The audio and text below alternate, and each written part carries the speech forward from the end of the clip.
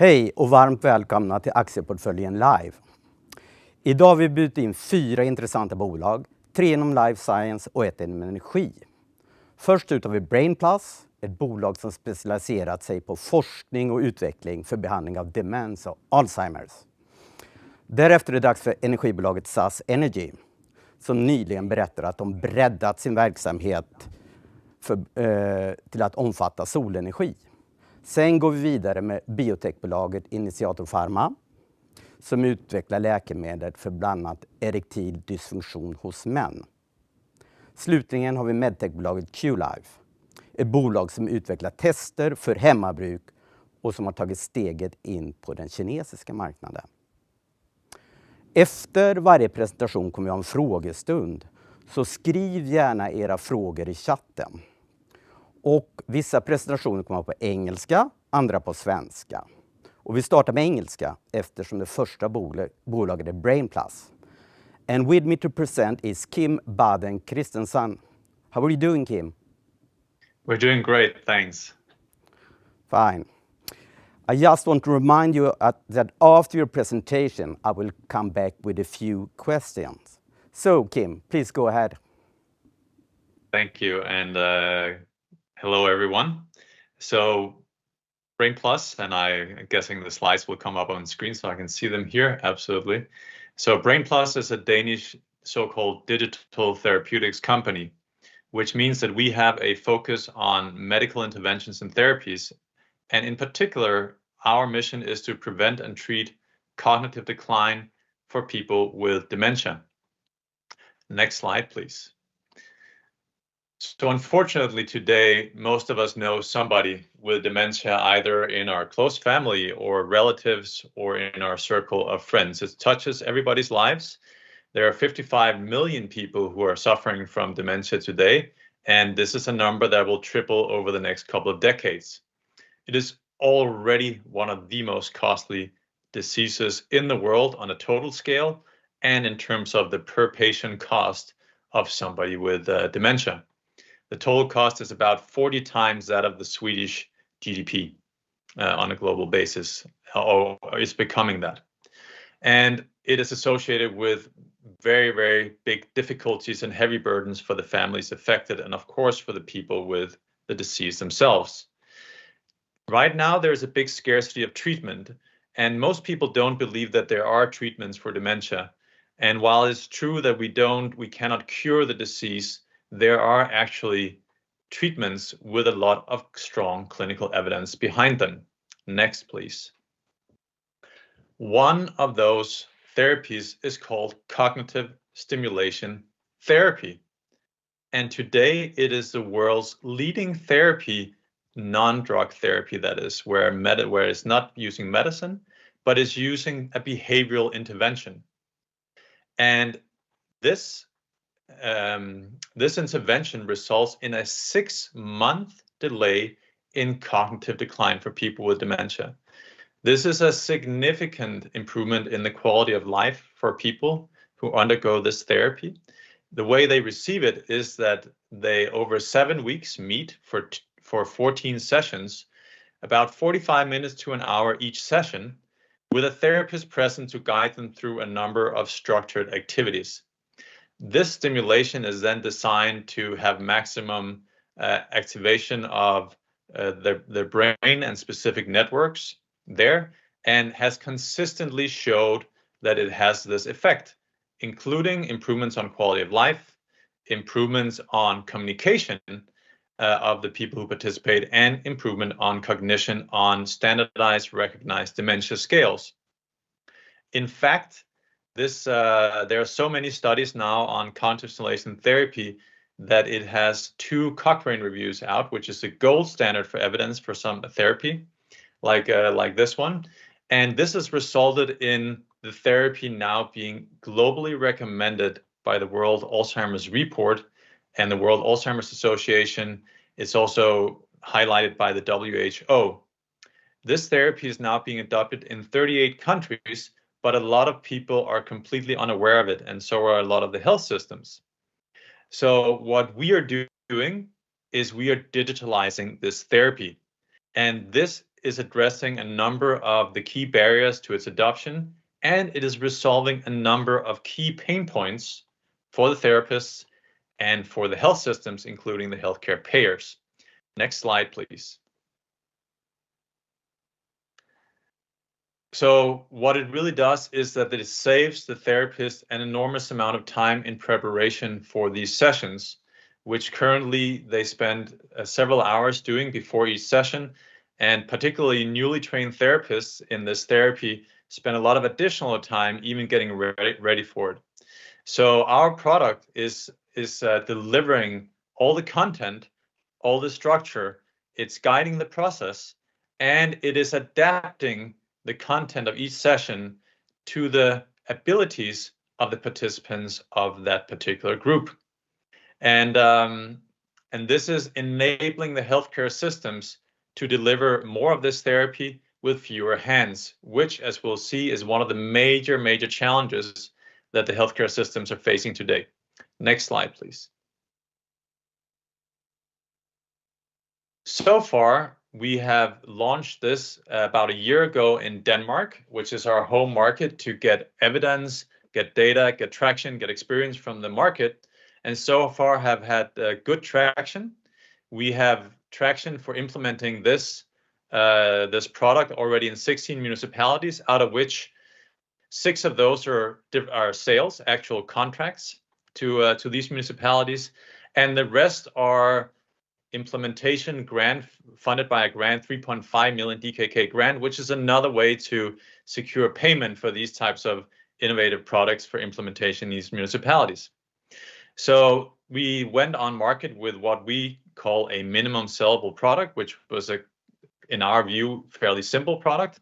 And now we're getting ready with the second version of that product, and we're getting ready to take that to a much larger and more important market for us, but have shown and learned what we needed from our initial year in the home market, which we will of course continue to grow. But we're shifting focus to a market with much more potential, which we have been preparing for the last couple of years. Next slide, please. In order to be ready for this, we're coming out with a second version of our product, where we're moving from a minimum sellable product to a product that's fulfilling not 100%, because it's still an ongoing product market fit exercise, as it always is. But in our evaluation, 90% of the most important needs and meeting the most important pain points of the therapists who are providing cognitive stimulation therapy out there. This includes the product being certified as a Class 1 medical device. And what that means is that we can now claim that the product is providing the same health benefits as the original therapy itself, which is important, of course, in terms of being able to access doors, open access to healthcare payers and reimbursement, and for us, very importantly, to be ready for the market that is most mature in terms of adoption of this therapy, which is the United Kingdom. And we have co-developed this very thoroughly with the most important experts on this, both in the UK, in Denmark, in Germany, for that matter, and have already completed the Danish usability trial. We'll complete a usability trial in the UK starting Q1, and we'll then be introducing this new version of the product in Denmark in Q2 and in the UK in Q3. Next slide, please. We have, not only from the user testing we've done and from, of course, the initial traction with the first version, which is much simpler, already gaining a lot of excitement from both the experts and the users about this product. So it's both shown in the traction, and it's also shown in the testimonials we're getting from the world's most important key opinion leaders in this topic that we're collaborating with. Next slide, please.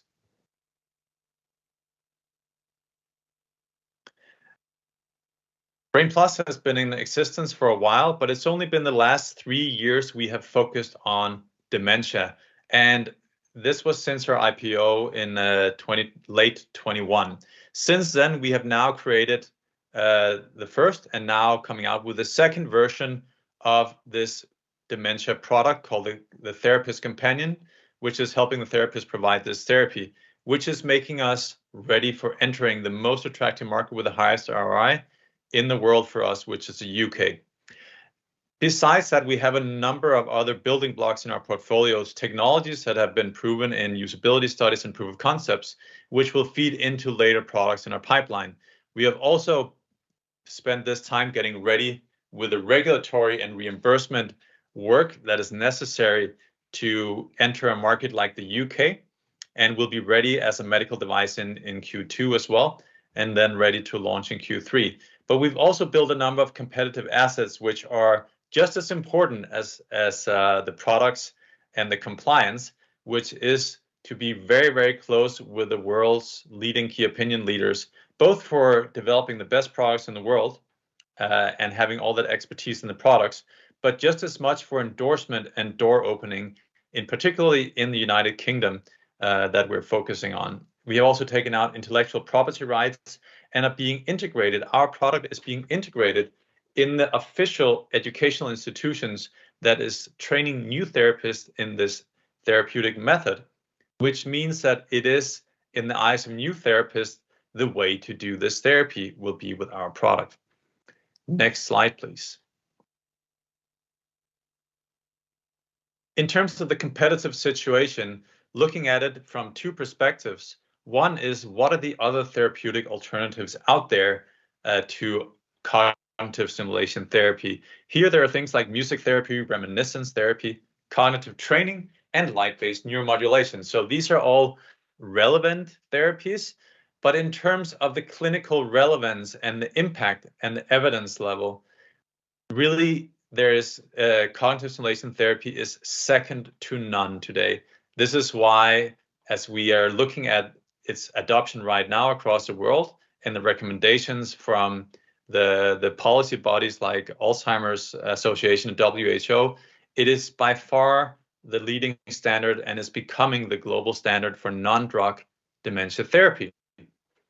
And from that perspective, in terms of other digital providers, why there are other providers in these other areas, these other therapy areas, we are the only commercial company right now doing cognitive stimulation therapy. It will not be like that forever, just like for anybody who knows in mental health, the role of cognitive behavioral therapy, which is a gold standard there and is now maturely adopted across a number of markets. And now there are many players there. There will eventually come other players into this market as well for CST or cognitive stimulation therapy for dementia. But right now we have a clear lead and have a clear lead in terms of our collaborations and our adoption and traction in the market. There are also alternatives like medicines. Next slide, please. That I will cover in another slide in just a second.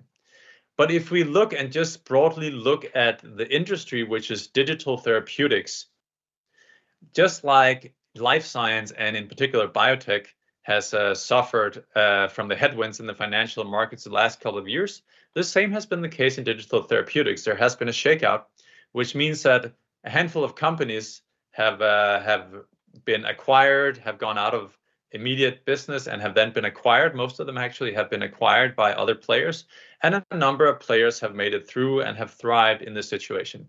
And so based on that, there are a number of success factors that have been learned. And one of them that I want to highlight is the fact that the companies that really succeed have been the ones that have digitalized already proven therapies, which is the same that we're doing with cognitive stimulation therapy in dementia. Next slide, please. And so in terms of some of the alternative drugs that are there for Alzheimer's, there have actually been a couple of breakthroughs in the last couple of years with disease-modifying drugs for Alzheimer's. And here, there's already evidence in terms of combining cognitive stimulation therapy with Alzheimer's drugs that shows that there is an enhanced overall effect of that combination, which means that one of the interesting avenues for our therapy in the future and our products is to combine that with some of the Alzheimer's drugs. And we are in ongoing talks with the Alzheimer's pharma companies about this. Next slide, please.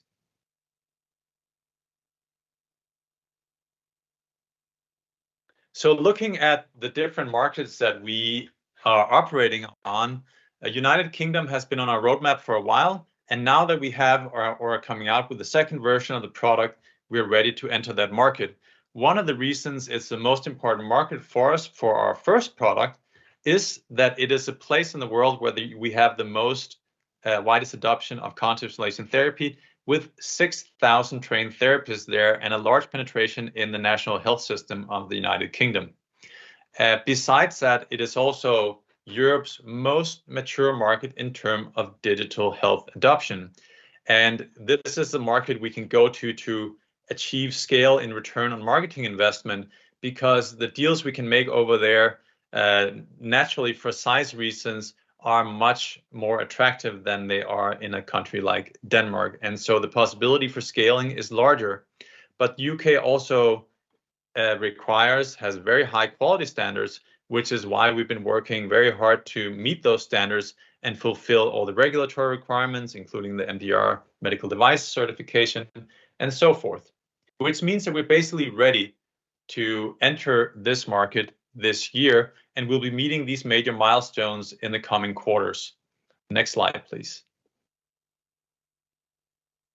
And UK is also the country in Europe and one of the countries in the world that is putting dementia the highest on the political agenda, which is also a key success factor actually for digital therapies actually having success in a market, which means that there will be budgets allocated for the adoption of such therapies. And here our products fit directly into the top priorities of the national healthcare systems, which is why we have already been met with a lot of enthusiasm and excitement from the UK organizations when we have toured and have gone out looking for partners, which we now already have in place for that market. Next slide, please. So the line of sight to our first customers in the UK is already clear. We are running the local usability pilot here in Q1, starting and ending in Q2, which will give us the necessary data on UK ground, besides the data that we already have from other markets. We will be meeting the UK regulatory requirements, working with the specialists there, and we will be collaborating with NHS trusts to pilot our products in the UK, with the aim of coming to the first NHS trust sale. And NHS trust is a region. There are about 215 of those trusts in the United Kingdom, and they're responsible for providing, among other things, dementia care. So first goal is to have the first sales to a handful of those trusts, and the first sales will likely be in the range of 10 to 30,000 UK pounds, and then scale to more trusts, reaching higher amounts of higher contract levels of 30 to 50,000 pounds. But these are just the first steps, you can say. In the UK, there are even larger scaling potentials. And as you can see, we have the partners for this, including Quiddity Health, which is the leading digital health market specialist who has taken other digital health company successfully into the UK, including companies that at this point in time have had over 1 million patients in service in the UK. Next slide, please. To achieve this end, we have a strong team which is specialized not only in developing digital therapeutic products, but also specialized in creating medical devices and medical technologies. And for those investors experienced in biotech and medtech, you know the level of expertise it requires not only to produce a great product, but also to live up to all the regulatory requirements that put you in a special place and lift you out of the sea of health apps out there and into actually being a medical product with a clinical benefit that can be reimbursed by healthcare payers. So not only do we have a strong leadership team, we also have a strong team of specialists behind that leadership team to actually deliver on the operational side. Also a very strong board, as you can see, with very, very heavy experience, not only in pharma, but also in digital health. Next slide, please. And so looking ahead in 2024, there is a very clear step-by-step plan in terms of what we need to achieve.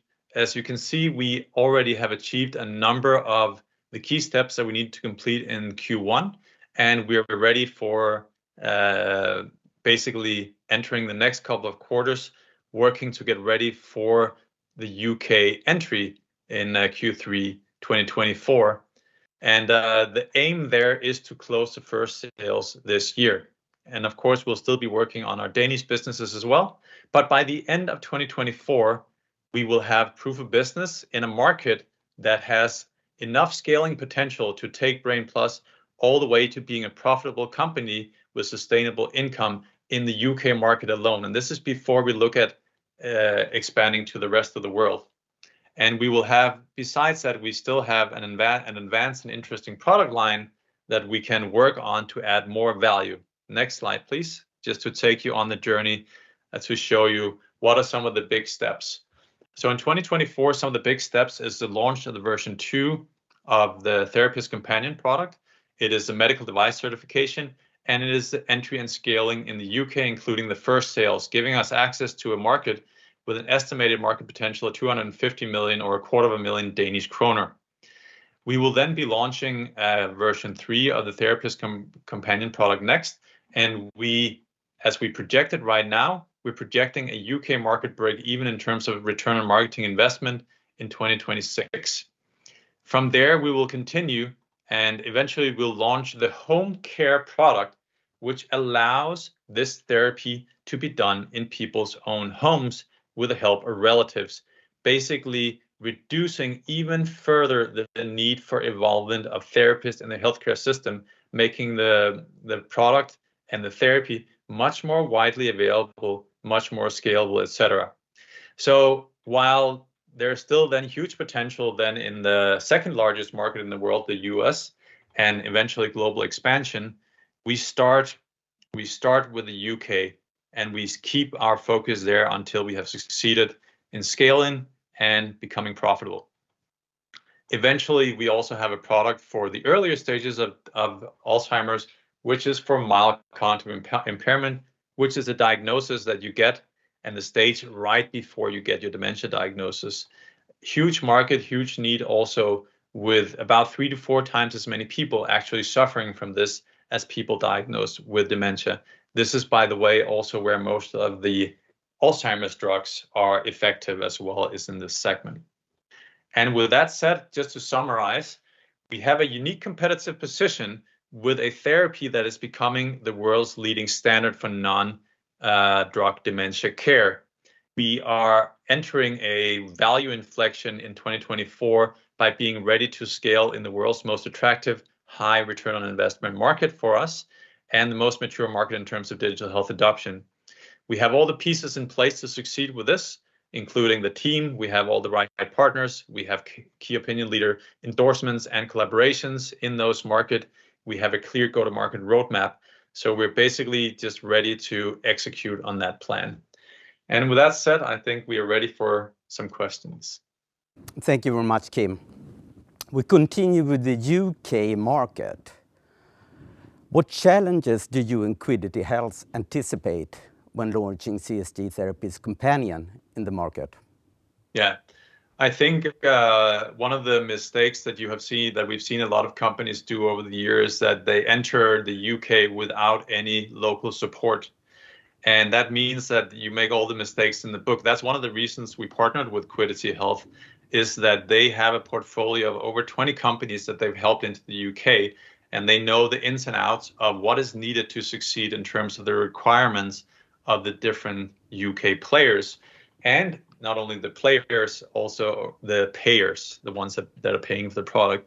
And one of the key things is to generate the right data and evidence early on, right from the start, so you don't have a delay on that side, and to make sure you have all the right regulatory requirements in place, because some of those are actually voluntary, while some of them are not. But if you have them in place, then you will expedite your time to market significantly. So that's one of the key reasons that we partnered with Quiddity, was to anticipate any obstacles that we might encounter on the way. I think the existing traction from the home market and the co-development of the version 2 of our product with the United Kingdom experts and clinicians means that we have also anticipated a lot of the potential roadblocks that we would otherwise meet in the UK. Nevertheless, as any medical device or a product or company will experience, there will always be a need to adapt to the local patient pathways and way of doing things. And there are even differences within each NHS trust in how they do things. So this is one of the things that we really need to be prepared for and be able to operate in. But once we have that, and once we have the initial traction of the NHS trusts, we start generating the evidence to move it up to an even higher level. And the next step from there is what we call regional commissioning in the UK. So the UK also has 42 so-called integrated care systems. Each of those care systems are responsible then for a number of these 200 plus trusts. And if one of those care systems decide to commission our product, then that is commissioned across all those trusts in that care system. And once you have the first care system, you can more easily get commissioning in another care system. So then we grow in the scale. And eventually, you can also get on national frameworks, which means that you're commissioned and reimbursed nationally in the United Kingdom, which is what we've seen in other areas such as diabetes care. And where dementia now being such a big political priority in the United Kingdom, we do foresee that that will be the case within a few years, and that we will have a big hand to play in that as well. Okay. If you look at the competitors in the UK market, could you elaborate on that?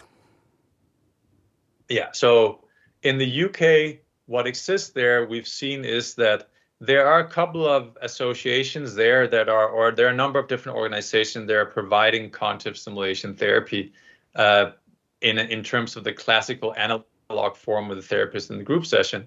And there has been developed one digital tool to help that delivery in one of the UK organizations called Memory Matters, which is a kind of a non-profit organization.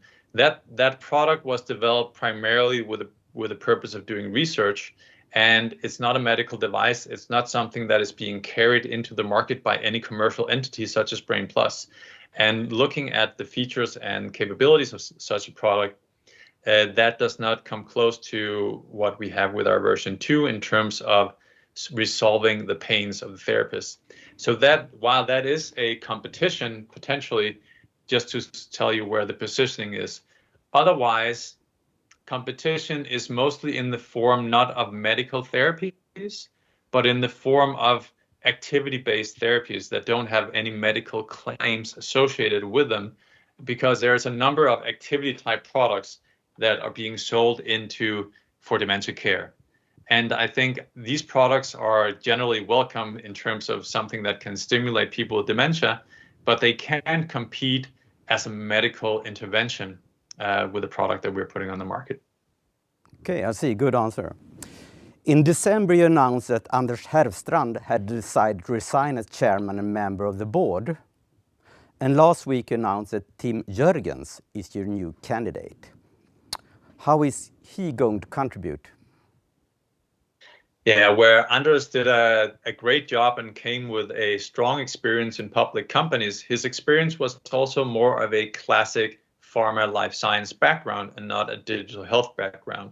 And this is where Tim comes with a unique blend where he both has the strong experience in life sciences from pharma, from both Roche and Bayer, but he has also been one of the premier, let's say, digital health and therapeutics investors in that industry for a good while now, and is recognized as one of the experts. He's also kind of an expert on the EIT health advisory, like advisors evaluating EIT health projects.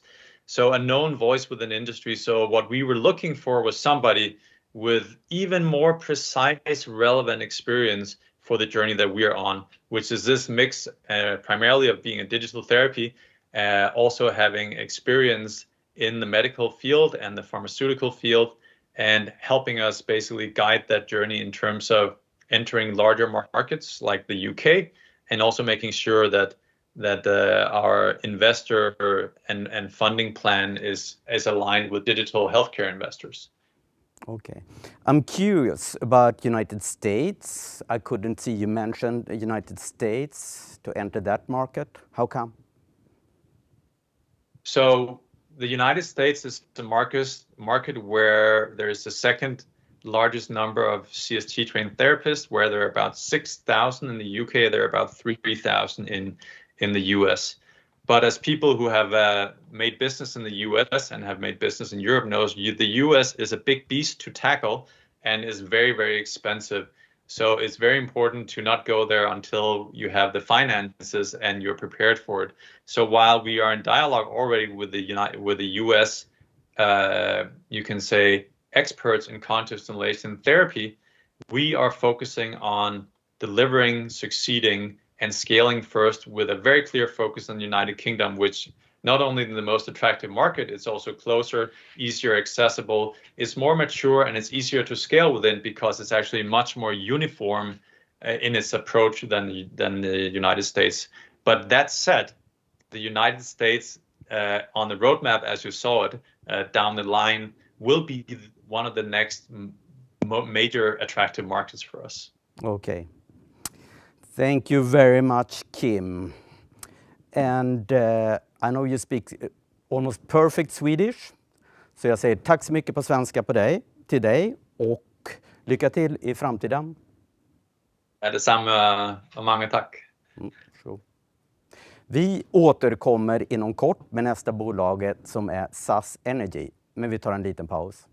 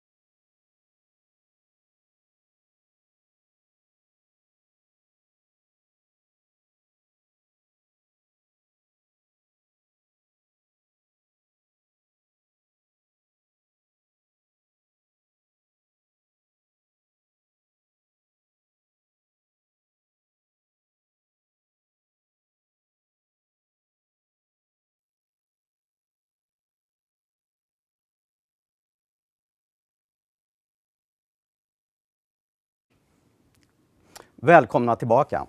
Bredvid mig i studion har jag Zazz vd Christian von Uttman. Välkommen. Tack så mycket Henrik. Kul att vara här igen. Ja, Christian. Ja. Det har ju hänt mycket i bolaget.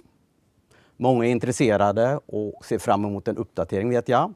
Så ordet är ditt och ta oss genom presentationen. Tack så mycket. Jag ska försöka räta ut så många frågetecken jag kan och sen vet jag att det blir en frågestund efter också. Jag tänkte vi skulle berätta, jag kan kort berätta om mig själv. Christian von Uttman har jobbat i Zazz sedan i somras då, sommaren 2023. Och har en bakgrund både i små och stora bolag och har varit med och lett andra listade bolag på Nasdaq First North. Jag tänkte koncentrera mig till stora delar på det nya affärsområdet solenergi och energilagring som vi gick ut med i ett par pressreleaser nu här på senaste. Men självklart kommer vi starta i Grekland också så att vi börjar där och se vad har vi kommit, vad är det som händer. Om vi bara först ska ta, vad är Zazz? Vi är ett bolag som fokuserar på grön energi. Vi vill hjälpa och vi har så att säga, nu också begränsat affärsområdet till att gälla framförallt i EU. Och tanken är att vi ska stötta EU och stötta de olika länderna i strävarna efter att hitta grön energi.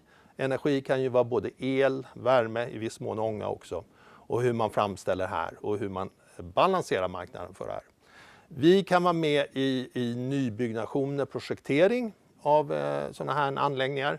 Vi kan också äga och drifta anläggningar och sen kan vi se om så att säga, det finns andra tagare, andra partners i det här.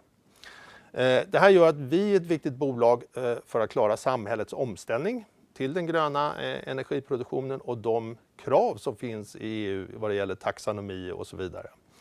Bolaget bildades 2019 och sen har vi varit noterade på Nasdaq First North sedan 2020 under en ticker som heter Zazz, Z-A-Z-Z-B och vi har bara B-aktier så att säga.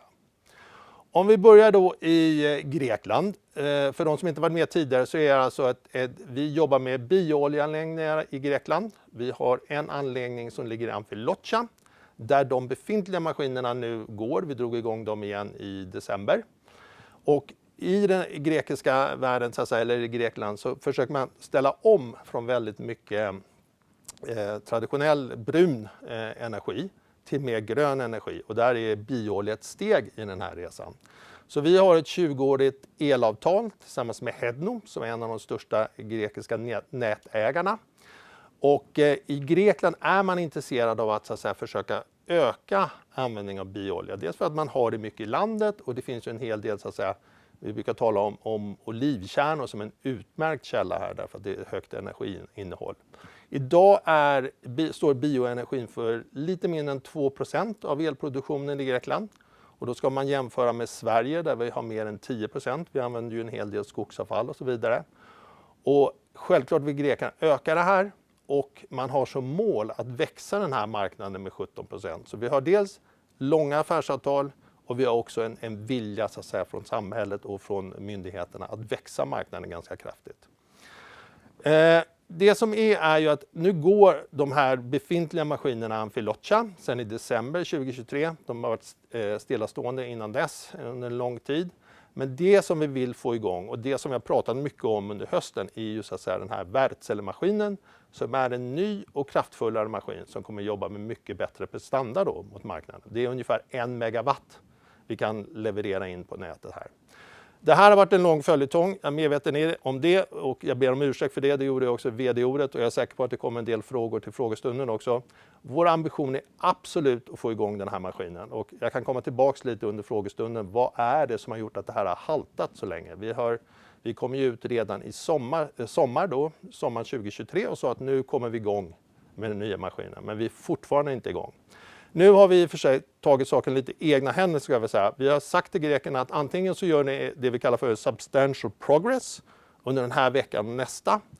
Eller så inleder vi legala processer för att ta över det här projektet. För att vi måste nu få en rätsida på när kan vi komma igång, även om det tar en tid. När kan vi komma igång och vad krävs för att komma igång? Det har varit alldeles för dåligt i kommunikationen till oss och följaktligen också i vår kommunikation till aktiemarknaden kring det här. Samtidigt som vi då jobbar hårt med Amfilocha så har vi också säkrat miljötillstånden för de 2 nya anläggningar som kallas för Patras 1 och Patras 2. Och där kommer vi producera både el och värme. Så att de kommer ha en så att säga, högre verkningsgrad och en bättre ekonomi i det här. Och finansieringen av de här nya maskinerna i Grekland, det kommer ske via grekiska partner eller via partners i området. Vi kommer inte använda pengar från Sverige för att finansiera ytterligare det som sker i Grekland, utan där skiljer vi på finansieringsflödena. Så att den emission vi har talat om i Sverige, den är till för det svenska benet så att säga. Och när vi får upp de här 3 operativa anläggningarna så talar vi om en topline på ungefär 75 miljoner per år. Och då ska ni tänka då att vi har 20-åriga kontrakt, så blir det en hel del pengar i det här. Och vi kommer jobba med en bruttomarginal som ligger på ungefär 40% när det är uppe i full drift. Där tänkte jag egentligen att jag lämnar Grekland för tillfället och så tar vi tillbaka det när så fort det kommer frågor kring det här. Och så tänkte jag gå in på det här jag kallar vårt nya affärsområde som då består av solenergiparker och energilagring. Och jag kallar det både solenergi och solcellsparker och så vidare. Så att kärt barn har många namn, men det är i princip samma sak som jag menar då. Och energilagring i det här fallet är batterier där vi kan stötta så att säga, marknaden med frekvensbalansering. Och jag kommer tillbaka lite hur det ser ut. Det första man ska fråga sig är, finns det en marknad för det här? Alltså varför skulle någon vara intresserad av det här? Och det första är ju då att det finns ett enormt ökat behov av energiproduktion, eller framförallt elproduktion i Sverige. Vi hör ju dagligen talas om det som växer uppe i Norrland, det vill säga de nya fabrikerna, det är batterifabriker, det är grönt stål och så vidare. Och man räknar med alltså att vi måste i Sverige fördubbla vår elproduktion på 10 år bara. Och ska vi klara det här snabbt, då måste vi använda en del av de förnyelsebara energikällor som finns, det vill säga sol och vind. Det går inte att komma ifrån. Sen kan vi samtidigt bygga ut de planerbara energikällorna, alltså vattenkraften om det finns en möjlighet och även kärnkraften. Då blir de här investeringarna i förnybar energi avgörande för att vi lyckas med det här. Och då finns det också dekret, eller vad ska jag säga, vilja från EU att vi ska öka andelen förnybar. Det är ju det som vi kallar för taxonomi i dagligt tal och det som också finns som krav. Vad som händer då är ju såklart, jag hade själv kanske inte tänkt på solenergi för Sverige om man går ut och tittar på vädret idag. Men om man tittar på solkartan och hur många soltimmar vi har, så har vi ganska gott om soltimmar i Sverige också om vi jämför oss med stora delar av Europa. Sen finns det såklart de södra delarna har ännu fler soltimmar än vi. Men vi har ganska god chans att ta till oss de här soltimmarna och använda dem på ett bra sätt. Att framställa både el och annan energi från dem. Det som händer då i det här, det är ju att när man har väldigt mycket förnybar energi, alltså sol och vind, då får man ett problem med balansen i näten. Det vill säga att nätet ska hålla det man kallar för frekvens på 50 Hz. Men vissa stunder blåser det mycket eller solen lyser mycket och andra stunder så är det ingenting alls. Och då måste man fortfarande se till att det här systemet, alltså vårt kraftnät, håller samma balans. Så att egentligen kan man säga att vi kommer att ha 2 intäktsströmmar när vi går igång med det här jobbet. Det ena är ju det som vi kallar traditionellt för egentligen att sälja elen. Det som kallas för Power Purchase Agreement. Det är väldigt långsiktiga kontrakt, de ligger på 30-35 år. Och där kan man sälja både till nätägare eller det kan vara i de fall man har en anläggning uppe på ett tak så kan man ju sälja till fastighetsägaren. Sen är det här som är lite nytt och som just nu är lite kanske diskuterat och i hetluften. Det är det som kallas för Frequency Service Agreement. Det vill säga man hjälper elnätet genom att antingen tömma ur batteriet när elnätet behöver mer kraft för att hålla balansen. Eller man kan också ta emot rätt mycket kraft så att man går båda vägarna. Och det vi talar om nu, det är ju ganska stora batterier. Det är så att säga inte de här hemmabatterierna eller elbilen, utan vi talar om megawatt och uppåt. Och det kopplar vi till de här solcellsanläggningarna. Det här är en marknad som är väldigt het nu. Vi tror den kommer vara het ett par år framåt. Men vi har räknat i våra kalkyler ganska försiktigt på vad den här marknaden kan ge. Så vi räknar med att ungefär under 3-5 år så är det väldigt god investering och de här batterierna och den här FSA-anläggningarna kommer kunna göra att vi betalar av solcellsanläggningarna ganska fort. Sen är fortfarande batterierna verksamma och en livslängd på över 10 år. Men exakt hur den här marknaden ser ut bortom 3-5 år, det vet ingen riktigt idag och det spekuleras mycket. Men det är en väldigt god intjäning nu, intjäning nu i starten. Tittar man då lite på hur det här kommer se ut så kommer vi såklart behöva investera ganska tidigt. Vi räknar med investering under 2024 och vi räknar med att ha någonstans mellan 3 till 4 parker i drift redan till hösten 2024. Och då kommer vi ha en full intäkt 2025 för de kommer upp i drift och sen ska de testas och sen så börjar de ticka och gå. Det betyder att vi fort kommer tjäna in pengar på de här FSA-avtalen och sen under en lång tid framöver kommer vi kunna tjäna pengar på PPA, alltså att sälja energin eller sälja elen till tagarna av det här. Så att det här är en väldigt god kalkyl. Ni kommer se det sedan också. Vi betalar av parkerna, solcellsparkerna fort och kommer tjäna under väldigt lång tid. Det är också väldigt god margin på det här, alltså gross margin och även net margin eftersom kostnaderna när man väl har ställt upp de här är ganska låga i form av driftskostnader. Så att se hur vi kopplar ihop det här, det är lite det vi försöker säga här. Vi har en stabilitet i de långa PPA-avtalen på 30 år. Vi har en snabb återbetalningstid i tvåan. Den marknad vi talar om för de här FSA-avtalen, det var en debattartikel i Svenska Dagbladet för någon månad sedan där man talade om att den här marknaden är ungefär på 20 miljarder. Och det är klart att det finns en kaka att äta av här och hjälpa Svenska kraftnät i den här balanseringen. Så där ser vi att det kommer ge oss en snabb återbetalningstid. Och slår man ihop de här så får man ju en väldigt bra kombination. Både det långsiktiga och den snabba återbetalningstiden. Och det är det vi försöker åstadkomma i den planläggning vi gör. Ser man bara snabbt på det här med ekosystemet för det vi kallar för frekvensbalansering så är det ju viktigt att förstå att vi som batteriägare som ligger längst till vänster på bilden, vi kommer ju inte sätta oss i förhandlingar med Svenska kraftnät. Utan mellan oss och även så att säga, de regionala nätverksägarna så finns det ett antal partners. Det är någon som är aggregator, det vill säga samlar ihop den här batterikapaciteten. Och sen finns det också någon som har ansvaret att balansera nätet. Det är oftast den lokala och eller den regionala nätägaren. Och sen går det vidare till så att säga, Svenska kraftnät som äger det större stamnätet i landet. Så att här finns flera spelare. Men vad man behöver är alltså fler batteriägare som kan koppla upp sig och stötta det här systemet. Och det är där vi kommer in. Hur driver man det här då? Man kan ju säga så att det är ju inte så att vi ska hoppa in och själva bygga upp nu en stor installationsavdelning och så vidare. Utan vår tanke är ju det här att vi är med och dels stöttar i projektering, vi stöttar i finansiering, vi stöttar i drift. Den partnern vi kom ut med i morse då, El av Sol, de har ju en lång erfarenhet, mer än 10 år och mer än 1000 projekt av att installera, projektera och installera den här typen av parker. Men de vill inte integrera framåt och gå in i det som egentligen är drift, utan där kommer vi in i det hela. Så därför har vi slutit ett samarbetsavtal med dem och vi diskuterar redan med dem ett antal olika parker nu som är. Det finns dels någon som är i drift där vi kan ta över och så förstärka den anläggningen då med batterier och komma in i det här FSA-avtalen. Och sen finns det några som kallas för ready to build som är ett så att säga, begrepp i branschen och det är egentligen alltså att de är färdiga, tillstånden är på plats och det kallas i dagligt tal för RTB. Så det försöker vi också komma framåt med. Så att vi har ett antal diskussionspunkter där och väldigt positiva förhandlingar kring vad det är vi kan göra härnäst. Sen är det viktigt att vi kan försäkra, så att säga. Där finns försäkringsbolag utomlands där man försäkrar den här typen av anläggningar och man också försäkrar driften så att säga. Att när vi väl är uppe och står så kommer det här att ticka framåt.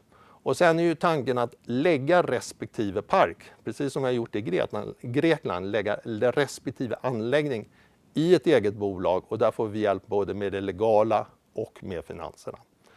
Om man sen tittar på vad det är vi ska sälja ut på marknaden så är det ju alltså den här PPA och det är FSA. Och här finns ett antal olika spelare. Jag tog upp Axpo här till exempel som är en spelare som köper upp framförallt PPA och i viss mån kanske också FSA. Och de kan köpa det här och så att säga, sälja det vidare sen till de större elbolagen. En annan väg är ju när man gör det här kanske på tak på större anläggningar. Om man jobbar mot en stor logistikcentral till exempel så kan man ju få en väldigt stor park på deras tak. Och då kan man ju sälja den här elen direkt till den som är inte hyresgästen, eller ja, hyresgästen eller vem det är nu som bedriver verksamheten där. Det är ju många som söker det till sitt eget miljöarbete, att jobba med grön el i sin egen anläggning, och där kan ju vi vara med och stötta. Och sen finns det då som sagt också för de här FSA-avtalen så finns det en hel del olika aggregatorer att jobba med på den svenska marknaden också. Så det är tanken.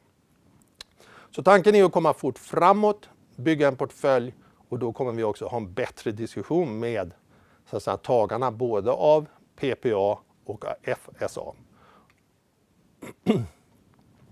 Tittar man då lite på de här intäkterna och investeringarna, och jag gör det här på ganska hög nivå, och sen kommer vi komma tillbaks så att säga, när projekten materialiseras eller när vi går i avtal, och då kan vi redovisa mer detaljer kring det hela.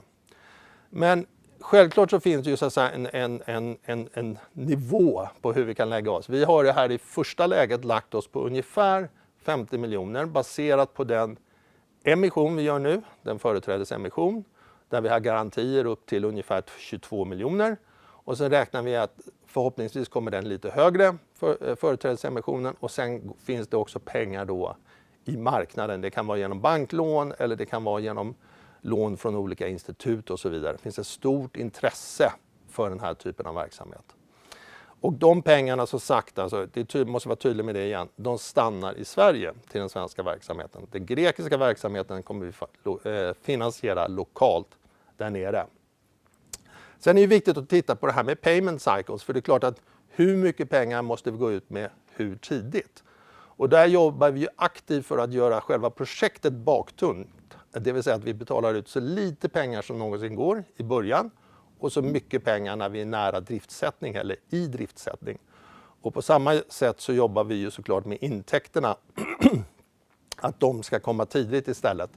Så att det här är en balansgång. Men man räknar ungefär med att man vid påskrift när man beställer park och batteri, då räknar man ungefär med 30% av investeringskostnaden. Och sen när batteriet kommer på båt, då är det ytterligare 50%. Men sen är de sista 20% vid driftsättning.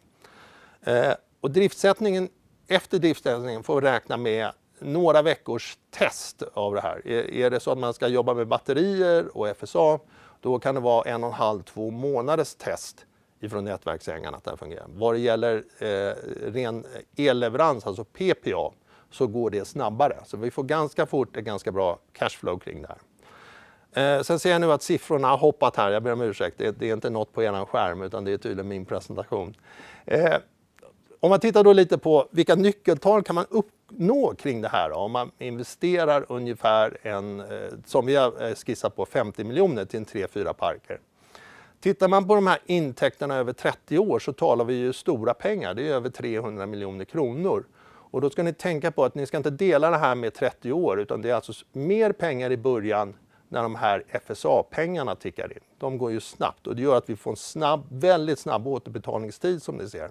Vi ligger någonstans på payback på 2-4 år. Och sen har vi så att säga EBIT som tickar på bra, och desto längre den här parken tickar och går med sina PPA-avtal så blir EBIT väldigt bra. Sen är det klart, vad är det för några PPA-avtal man kan sluta och vilken betalning får man. Men driftsäkra är de här parkerna. Man har att räkna med en livslängd på en solpark på cirka 30 år. Och batteriet räknar man med en garantitid på åtminstone 10 år. Så att de här kommer ligga kvar i marknaden under lång tid. Och det finns ju då ett väldigt intresse från långsiktiga ägare för att titta på det här över tid. Och vi tror ju att kan vi fortsätta utveckla den här marknaden, bygga fler anläggningar, vara med i det här racet, särskilt nu då när FSA-marknaden är så stark, så är det ett väldigt spännande case att komma in i. Ska jag försöka summera mig då, och jag hoppas jag ligger hyfsat till i tiden här, så Henrik skrika till. Se Zazz Energy nu som ett bolag där vi fokuserar på grön energi, och det kan se olika ut i olika marknader, olika regioner. Det är inom EU och i Grekland, där är man nu mer intresserad av bioolja, medan vi i Sverige är mer intresserade av solcellsparker och den här typen av frekvensbalansering vi kan stötta med. Vi har en växande affär i Grekland, vi ska få ordning på den, det är inget snack om det. Och den kommer generera ett väldigt bra cashflow både på lång och kort sikt. Och vi är i en marknad där vi har långa stabila avtal, 20 år. Och det är väldigt god tillväxt i marknaden. Det finns ett stort intresse för det här, 17%. Det är inte alla som får så att säga, förmånen att jobba på det sättet. Och sen utvecklar vi nu parallellt det nya affärssegmentet i Sverige. Vi vill ha 2 ben att stå på. Det är inte lätt alltid att vara en one trick pony. Och då kommer det här med solcellsparker och energilagring tillsammans med frekvensbalansering in. Alltså både PPA och FSA. Och det här bygger ju på att det finns en stor efterfrågan eftersom det svenska energisystemet måste öka. Vi kommer att dubbla vår elproduktion här på 10 år. Eller måste dubbla i alla fall.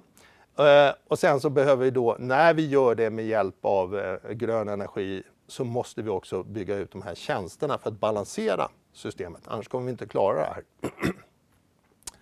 Och eftersom det är sånt efterfrågan på det här, om man vänder på det, det vill säga att elnätet skulle gå ner på grund av att vi inte kan hålla frekvensen, så är ju kostnaderna enorma för stamnätet. Så därför är det well rewarded som jag uttryckte det här. Man får bra betalt kort och gott för att hålla den här tjänsten tillgänglig till de som äger så att säga, näten. Och teknologin, den är ganska solid och mogen, så vi är inte på bleeding edge på något sätt här. Men däremot ska jag säga att det här angreppssättet och att jobba med värdekedjan väldigt innovativt, det är lite nytt och det är där jag tror vi kan bidra väldigt mycket.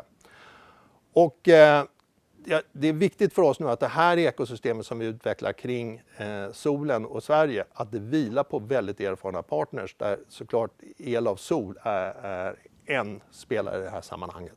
Men vi ser flera som kommer in. Och de har väldigt god både projekt och installationserfarenhet. Där var jag klar. Stort tack Christian. Tack. Höll vi tiden någorlunda? Ja, det gjorde vi. Bra. Jag är lite nyfiken att gå tillbaka till Grekland. Och Amfilocha. Ja. Och Wärtsilä-maskinen. Ja. För en lekman så kan det ju verka lite, ja men, varför får ni inte ordning? Det handlar ju om skruvar och muttrar ungefär. Ja. Vad är det egentligen som har hänt?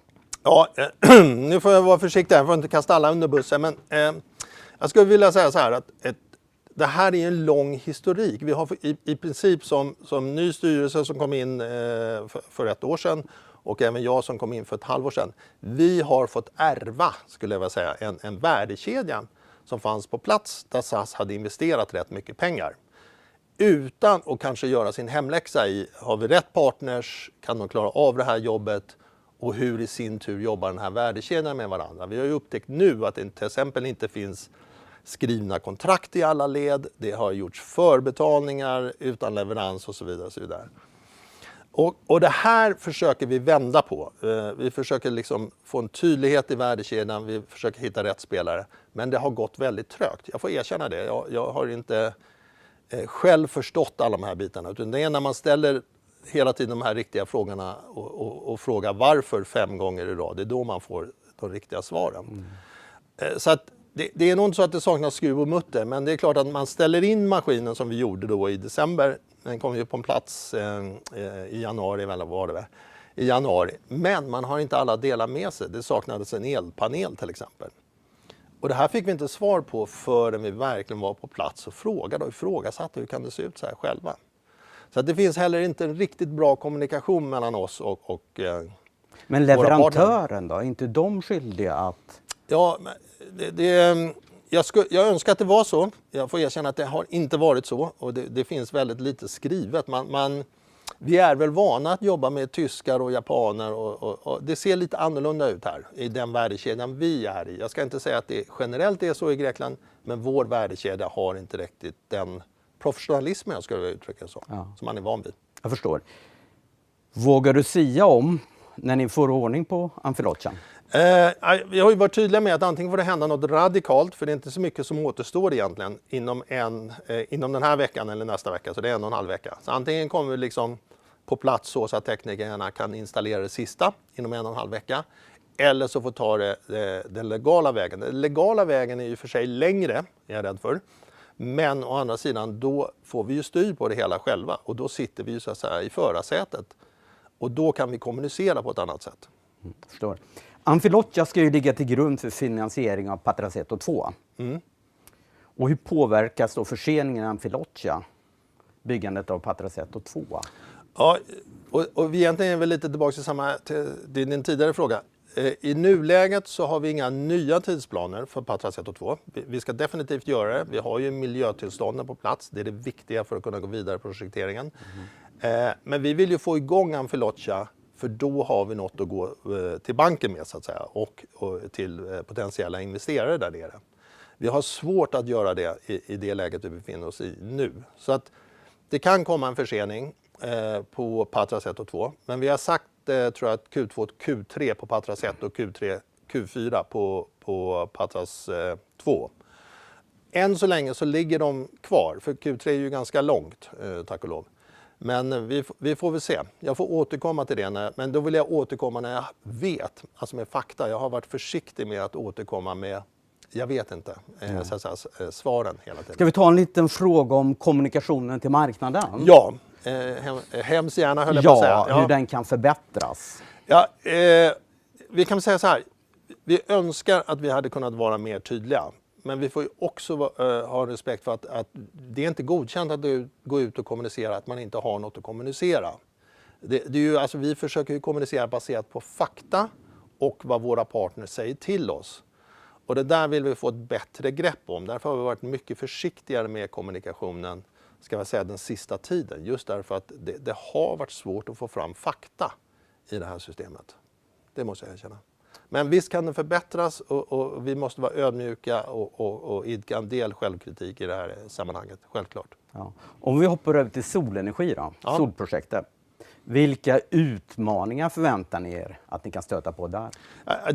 Den första vi sitter med nu, det är ju finansieringen av det hela. Även om intresset är stort, vi måste vara ödmjuka, vi ska ta in pengar till ett bolag som inte har lyckats leverera i Grekland, men vi är säkra på att vi kommer lyckas här tillsammans med de partners vi har. Så vi måste vara ödmjuka kring det. Sen är det ju idag, de här tillståndsprocesserna är ju, vi sköter inte dem, utan det sköter vår partner El av Sol. Och hittills har de ju varit lite kortare. Man ser väl redan nu att det blir fler intressenter i marknaden. Elbolagen kanske själva vill ta en del av den här kakan och så vidare. Så att här är det också lite mer utmanande nu att veta exakt när tillstånden kommer på plats. För det är först då man egentligen lägger beställningen på hårdvaran. Ja. Om jag hoppar tillbaka till Grekland lite då, och läget där. Kommer ni fortsätta vara kvar i Grekland, eller börjar det bli dags att lämna Grekland? Nej, alltså vi har ingen ambition att lämna Grekland som det ser ut nu. Tvärtom. Alltså nu ska vi ha det här på plats. Det ska fungera, och vi är säkra på att när Amfilocha är uppe och står så finns det goda möjligheter att finansiera Patras 1 och Patras 2.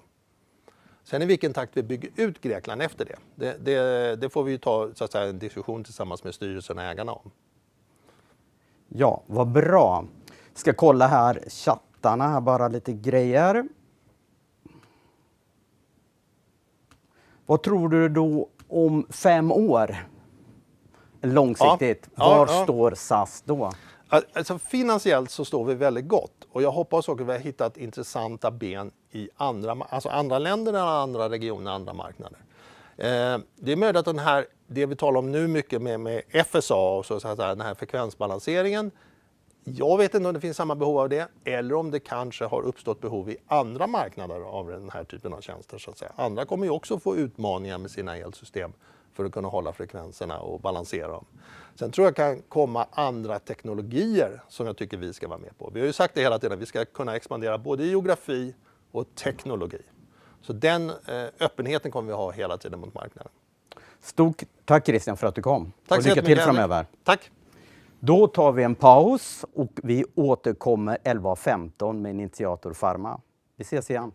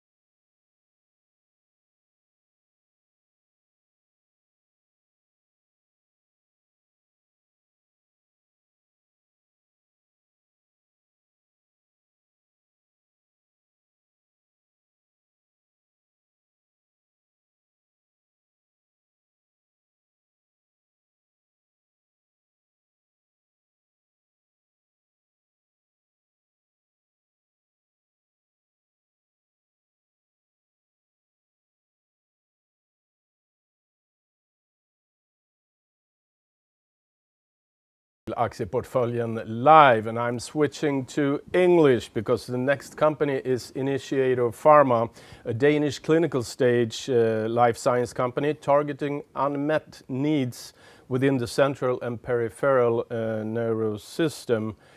And I am pleased to introduce to you its CEO, Claes Elsborg Olsen. Much welcome. Thank you very much. You you reached multiple milestones in 2023, so now we are all eager to take part of your presentation, and I'll be back for the Q&A. Sounds good. Looking forward to give it. So as you said, Initiator Pharma is a clinical stage company. We are dedicated to developing innovative drugs that target critical and unmet medical needs in the central and peripheral nervous system. The usual disclaimer. So Initiator is a company, a Danish company. We are listed on the First North Stock Exchange in Sweden. We have about 4,000 shareholders. We are backed by, blue chip specialized investors in Link and Andrigo, and also many retail investors that has been following us throughout the years of developing Initiator Pharma. So what is it we are working on? We are working on a pipeline of what we call the next generation of monoamine reuptake inhibitors with clinical proof of concept. We are having 2 candidates in the clinic, pudafensine and IP2018. Pudafensine is actually being trialed in multiple different indications here. And what we're actually seeing here is that we have shown now in a phase 2b data study that we have shown 130 patients that we have efficacy. We've reached the primary endpoints. We have previously shown that this compound also has a very good pain profile in a healthy volunteer study. And most recently, we have announced that we actually have female sexual dysfunction data from preclinical models showing that this compound will also have an effect in the many women that are suffering from sexual dysfunctions. IP2018 is also a monoamine reuptake inhibitor, but with a different profile. So this profile allows this compound to be more dedicated to what we call psychogenic ED. So that's people suffering from low mood, mild depression, or antidepressive induced erectile dysfunction. And here we have previously, last year, we also shown in the 24 patients that we actually have efficacy in a pharmacological study. Also, this compound has shown efficacy in the FSD setting.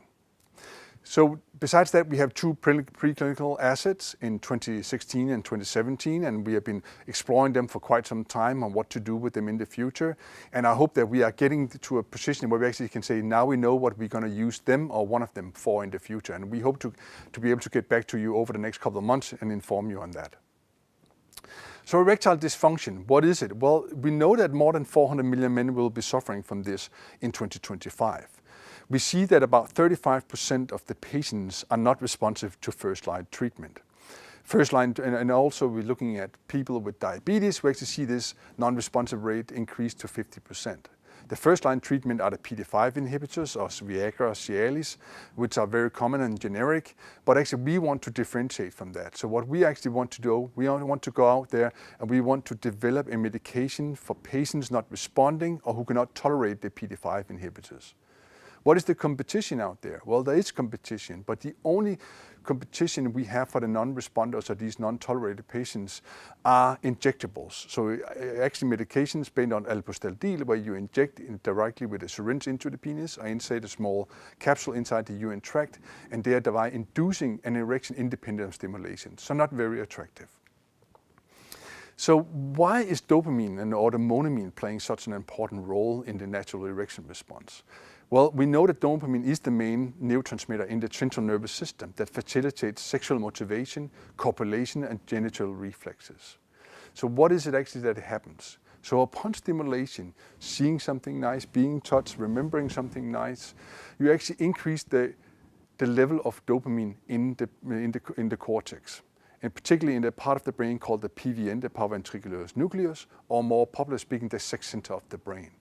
By doing that, through a cascade, you actually activate down through the spinal cord, you produce more nitric oxide, leading to a dilation. So a dilation and opening of the arteries surrounding the penile tissue, more blood flowing in, and thereby you get your erection. So what we are doing with our compound, we are strengthening this process. So in the many patients that do not respond, that is not enough, they're just being stimulated. So we need to strengthen this natural erection response, and that is exactly what we do with our compounds. So you can say our mode of action of the compounds is very differentiated from the PD-5s, and I'll show you on the next slide one of the differences that we have.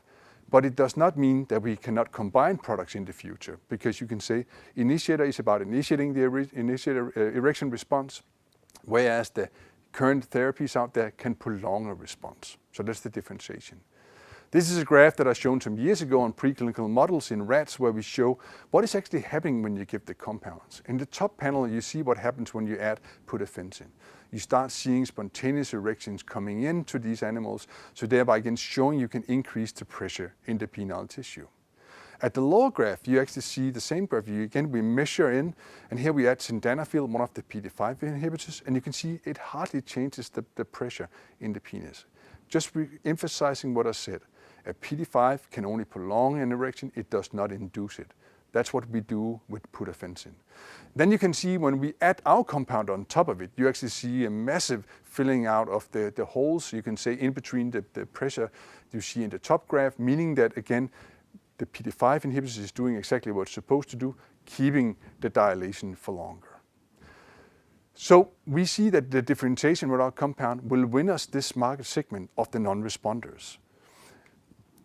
What we have done in the clinical trial that was referred to earlier, actually we went in and we took pudafensine in, and we have performed a phase 2 randomized, double-blinded, parallel group, placebo-controlled, repeat oral dosing of the 2 dose levels that we used pudafensine, and also a placebo control in otherwise healthy patients that suffer from ED. We bring them into the clinic 4 times for dosing, and 1 for screening and 1 for a post-trial visit.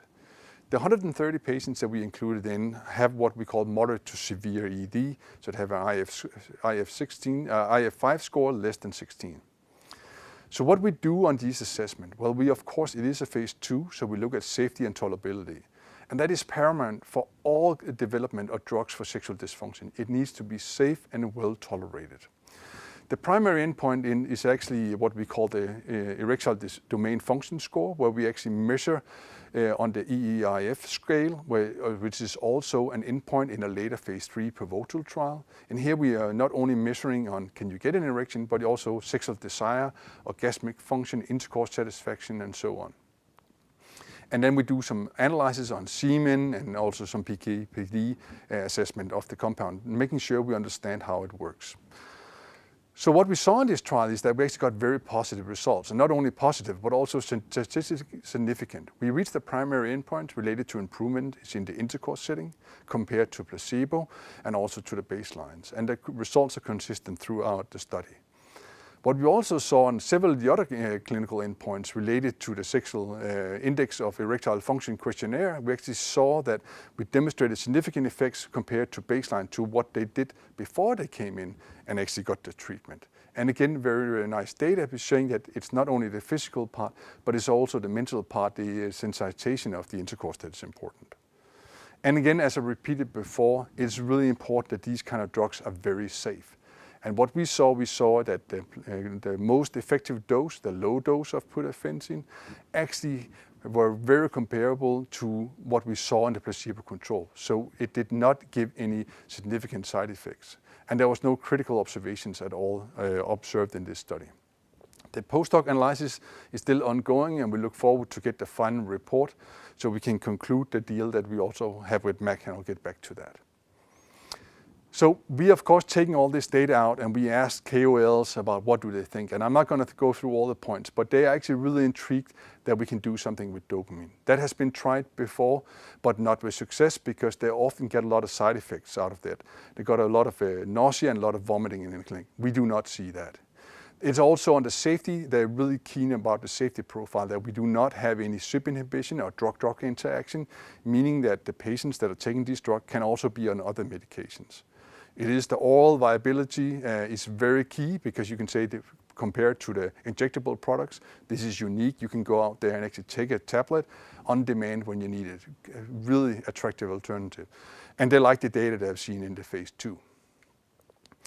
So that was enough about the ED part. Then I mentioned about the FSD part. Where are we with that, and what are we doing? So it just emphasizes all we have done in the FSD, the female sexual dysfunction, is preclinical. So we only have animal data supporting this. But I'll get back to why we think this is important. We see very unique life cycle management strategy in this, using pudafensine in sexual dysfunction, and we can actually see us building a whole sexual franchise or dysfunction franchise around pudafensine. So defining female sexual dysfunction, it's a multiple faceted and very complex indication. But it's been identified that the central component in this is what we call HSDD, so hypoactive sexual desire disorder, so lack of desire.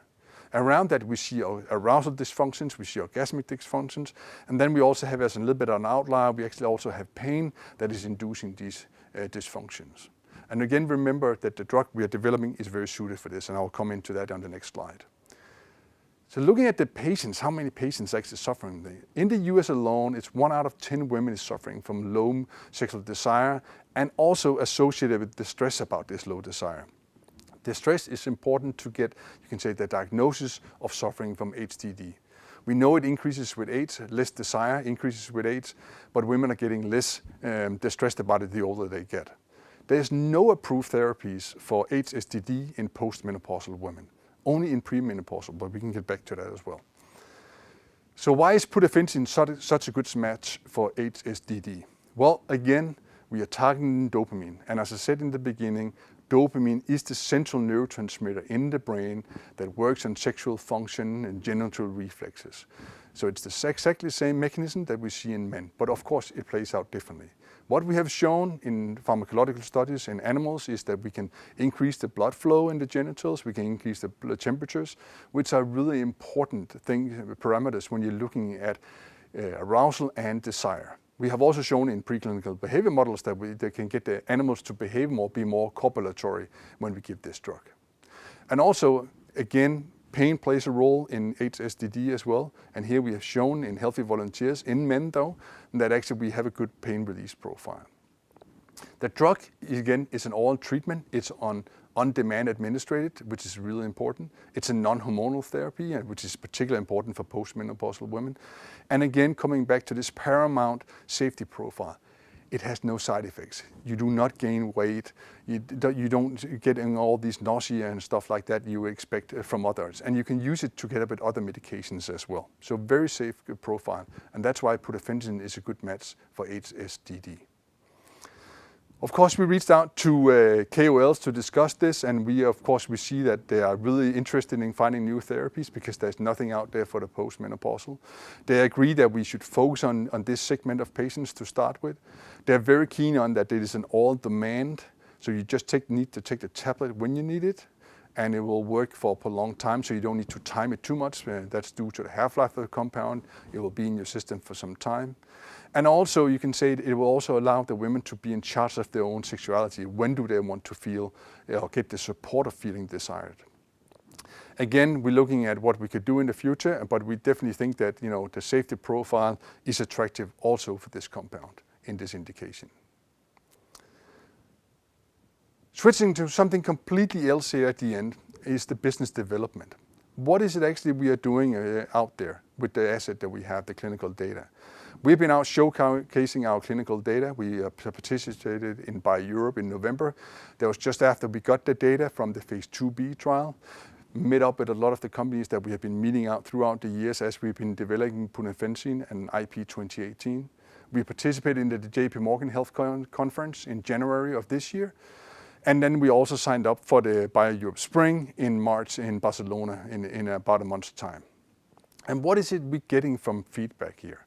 Well, people are really excited about the clinical data. They see the statistically strong data we have presented in the ED programs. They like that we are addressing significant unmet medical needs. They like the value of the commercial market that we're looking at, and also very much the limited competition. And the addition of the women's health program is very attractive. So they are really keen that we actually have managed to broaden the scope in just not only ED, but also into sexual dysfunction in general for both women and men.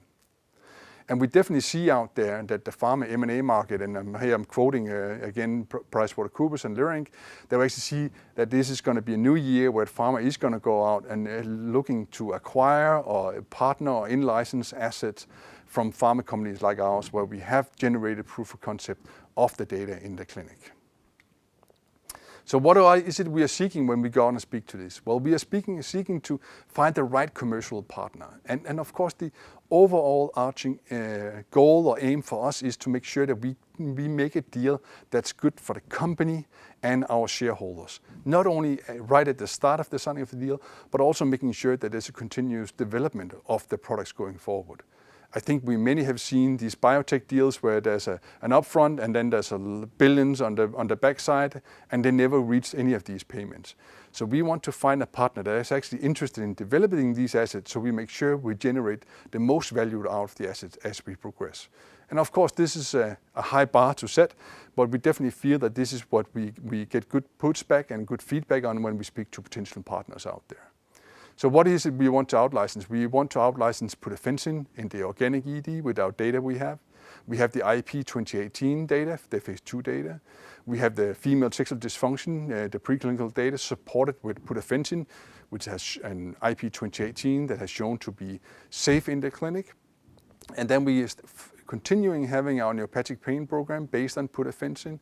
And that is also something very much interesting. We see people have an interest in understanding, especially in this time where the opioids have been so much, a challenge for countries like the US, but we see it now more and more also in Sweden and Denmark, that we need to get new good pain reliefs out there for the main patients that are suffering worldwide. So this is what the aim are of what we are doing when we're out there.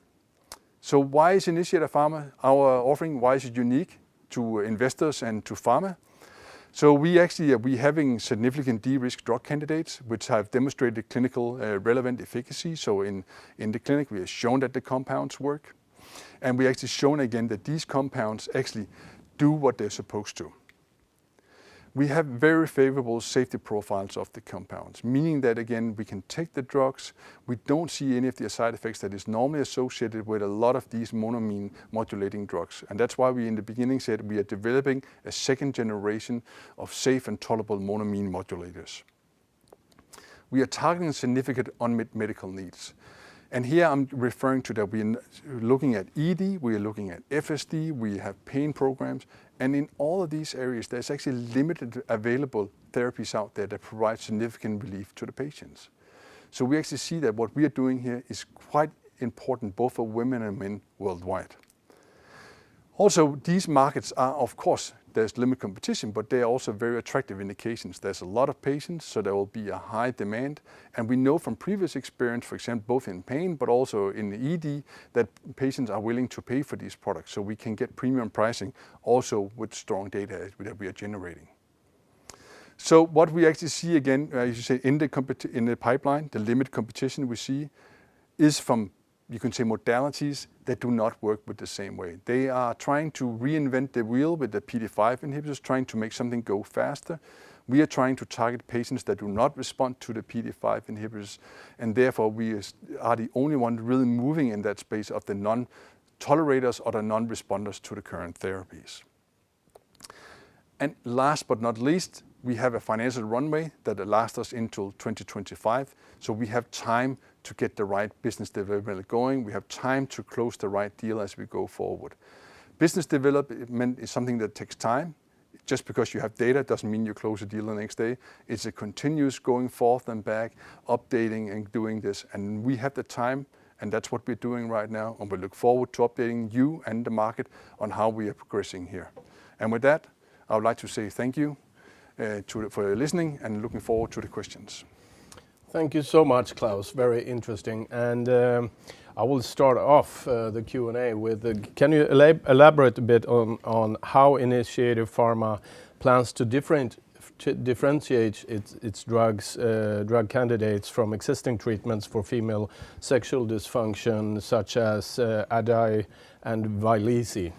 Yeah, so the two products you mentioned there are only approved in premenopausal women. So they can only be used in younger women, so to speak. Mm-hmm. Both of them comes with they have limited efficacy. So they do not respond well in the clinical trials that have been conducted with those. So you can say that the data that supports the approval has been very limited.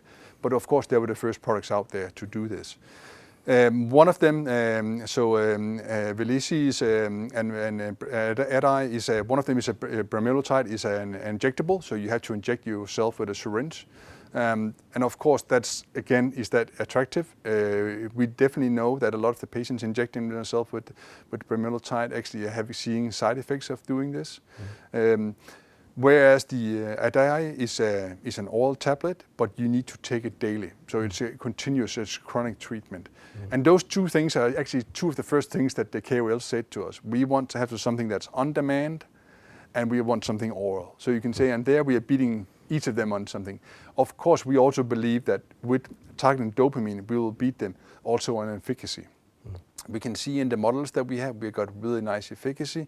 And also the compounds, especially the Välkomna, has a safety profile that is not very attractive. Has a safety profile that's not very attractive. So we think we'll beat them on all these parameters, and also because we will target the postmenopausal women. Yeah. Sounds very attractive. How do the recent positive results from the preclinical and clinical studies of pudafensine and IP 2018 for the treatment of female sexual dysfunction impact on Initiator Pharma's strategy and priorities for 2024 and beyond? It's a really good question, and as I think I used the word sexual dysfunction franchise in the presentation. And when we came out there with the announcement that we also saw an effect in the preclinical models of female sexual dysfunction, we got an instant reaction from companies focusing on women's health. But we also saw an increased, interest from people, that looked at the ED drug, saying, okay, is there, life cycle management opportunity here to create even more value out of the same asset? So getting a label that is actually both for women and men.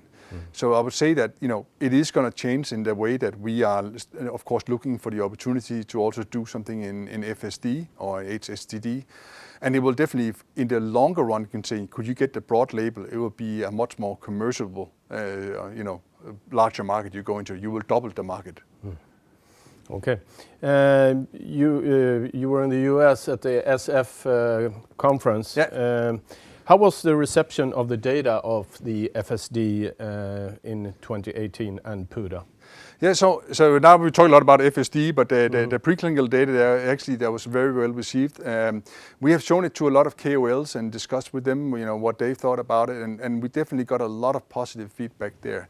I think that sometimes, we have talked about sexual dysfunction for men for many years. Super Bowl was last weekend. One of the most known commercials from Super Bowl is, of course, the Viagra commercial back in the day, and so we often talked about that. We have not done so much with women, and that's a big mistake in my opinion, because it's just as a big problem. But of course, it's not so easy to see. So where a men's dysfunction problem is easy to see. So we need to help the patients out there. The many women that are actually having a lack of desire and actually living in partnerships where they want to be part of regular intercourses and so on, and not just doing it because it's something they have to do, but actually because they like to do it. So I think that that's definitely something we see that some of the pharma companies still need to be converted into that, understanding that it is actually human beings that we are talking about that actually also have a need that we need to cover. Absolutely. Yeah. You're so right. And when can the first study on FSD be expected? Yeah, so we have not announced when we'll start doing anything in that, and that's a little bit on purpose, because of course you can say right now we are still trying to sell the pudafensine on the ED data, but of course we're showing the preclinical data, trying to see if we can get somebody so interested in that they will go in and co-finance this or actually become a partner. We have done that before. I mentioned the deal we did with Mac, where they actually came in and they actually sponsored the phase 2 trial. We only paid the pass-through cost, and that is something we thought was very attractive. When we made that deal with Mac back in the day, they actually paid a 70% premium to the share price of what they invested. So we think that this is a good opportunity again to use the safety profile of pudafensine, generate some interest, and then we're able to do something. So we'll get back to the market as soon as we know something what we're going to do here. Speaking of Mac, when do they need to provide information on how they intend to handle the convertible? It's a really good question, and I know that some have asked me it as well. As soon as we have the final report from the post-hoc analysis and the final report, and people saying, yeah, but you have all the data. Yeah, but the final report, there's quality control checks, there's signatures and all that. When we have that, then they can convert.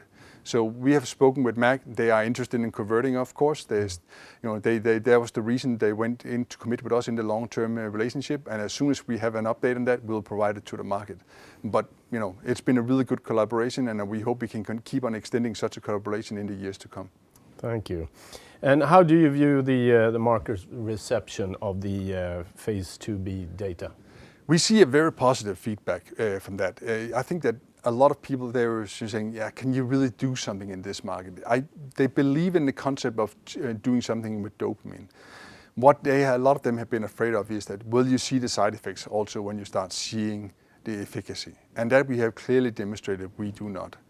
Just remember, this phase 2 study we have done, they come in 4 times being dosed, 4 single dosing or repeat dosings as we call it. The trials that some people are comparing with sometimes with the PD5 inhibitors for a different patient segment, they've been dosed 24, 36 weeks. So just that we actually in those 4 dosing can see and reach the primary endpoints is very, very strong. And that just shows that this is a significant de-risking of the project. We have efficacy, we reach the primary endpoints, and we do not see these side effects.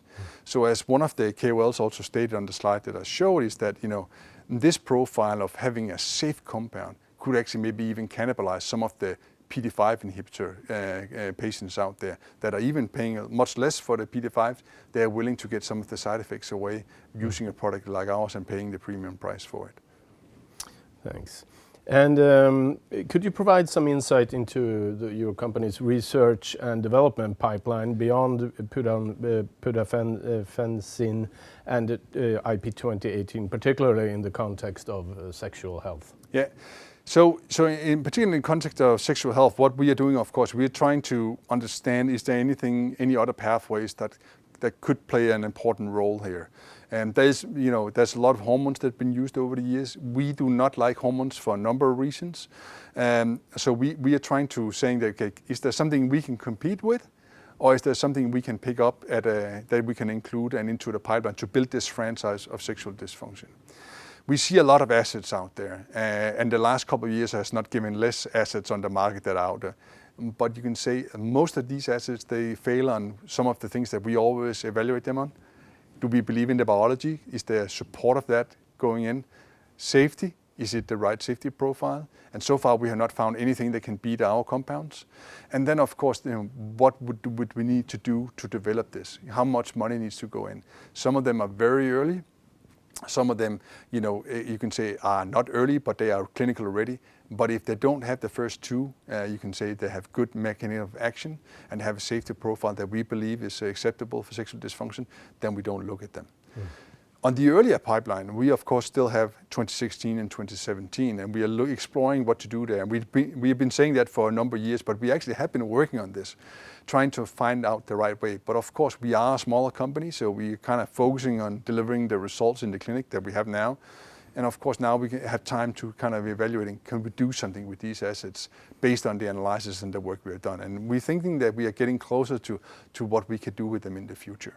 And like you state, you're a small company, but how do you see on opportunities for more collaboration and partnership with pharmaceutical companies and the whole industry to accelerate the progress in sexual health and achieve your strategic goals? I think that we see definitely, we can see that pharma are still, they're getting more interested in buying companies at the earlier stage. Either they acquire the whole company or they license out. You can say that, pudafensine now has, 3 possible indications. It has ED, it has FSD, and it has neuropathic pain. So you can say out-licensing that will kind of leave us left with 2018 and then the 16 and 17, the discovery programs. So what we are going to be in the future, we are going to keep on focusing on delivering data that actually are done in clinical trials with the proper placebo-controlled studies. So we generate value to the potential buyers so they can see that this is worthwhile paying for. And then we are still opportunistic in looking at what could we do with the assets to increase the value for the company and for our shareholders. And that will continue to do that also in the long run. Yeah. And to one last question, what do you hope to be able to report in the year-end report of 2024? So the year-end report of 2024, I hope that we were saying that we have made significant progress in the BD. We found somebody to work with or out-license or sell the assets to, at least in one of the indications. I also hope that we will be able to report that we have done something with the preclinical pipeline. We advanced some of these things also for indications that has a high unmet medical need. So those are the things that we hope to report at the end of this year. So Klaus Elsborg Olsen, thank you so much for the presentation and all the answers to the questions. Thank you for the questions. Good luck Pleasure going to be here. forward. Thank you very much. Och tack till er som tittar. Vi är strax tillbaka med nästa bolag som är Qlife. Välkomna då.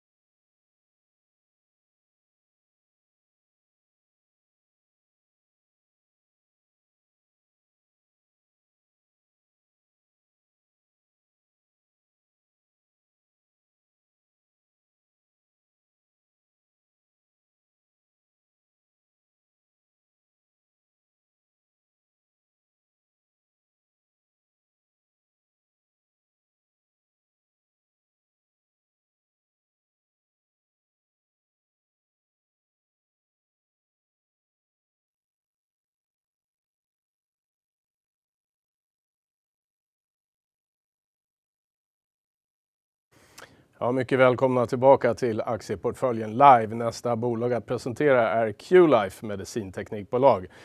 Så igen byter vi till engelska. Hi Thomas Wortho, you are the CEO at Qlife. Yes, hello there. How are you? I'm great, thank you.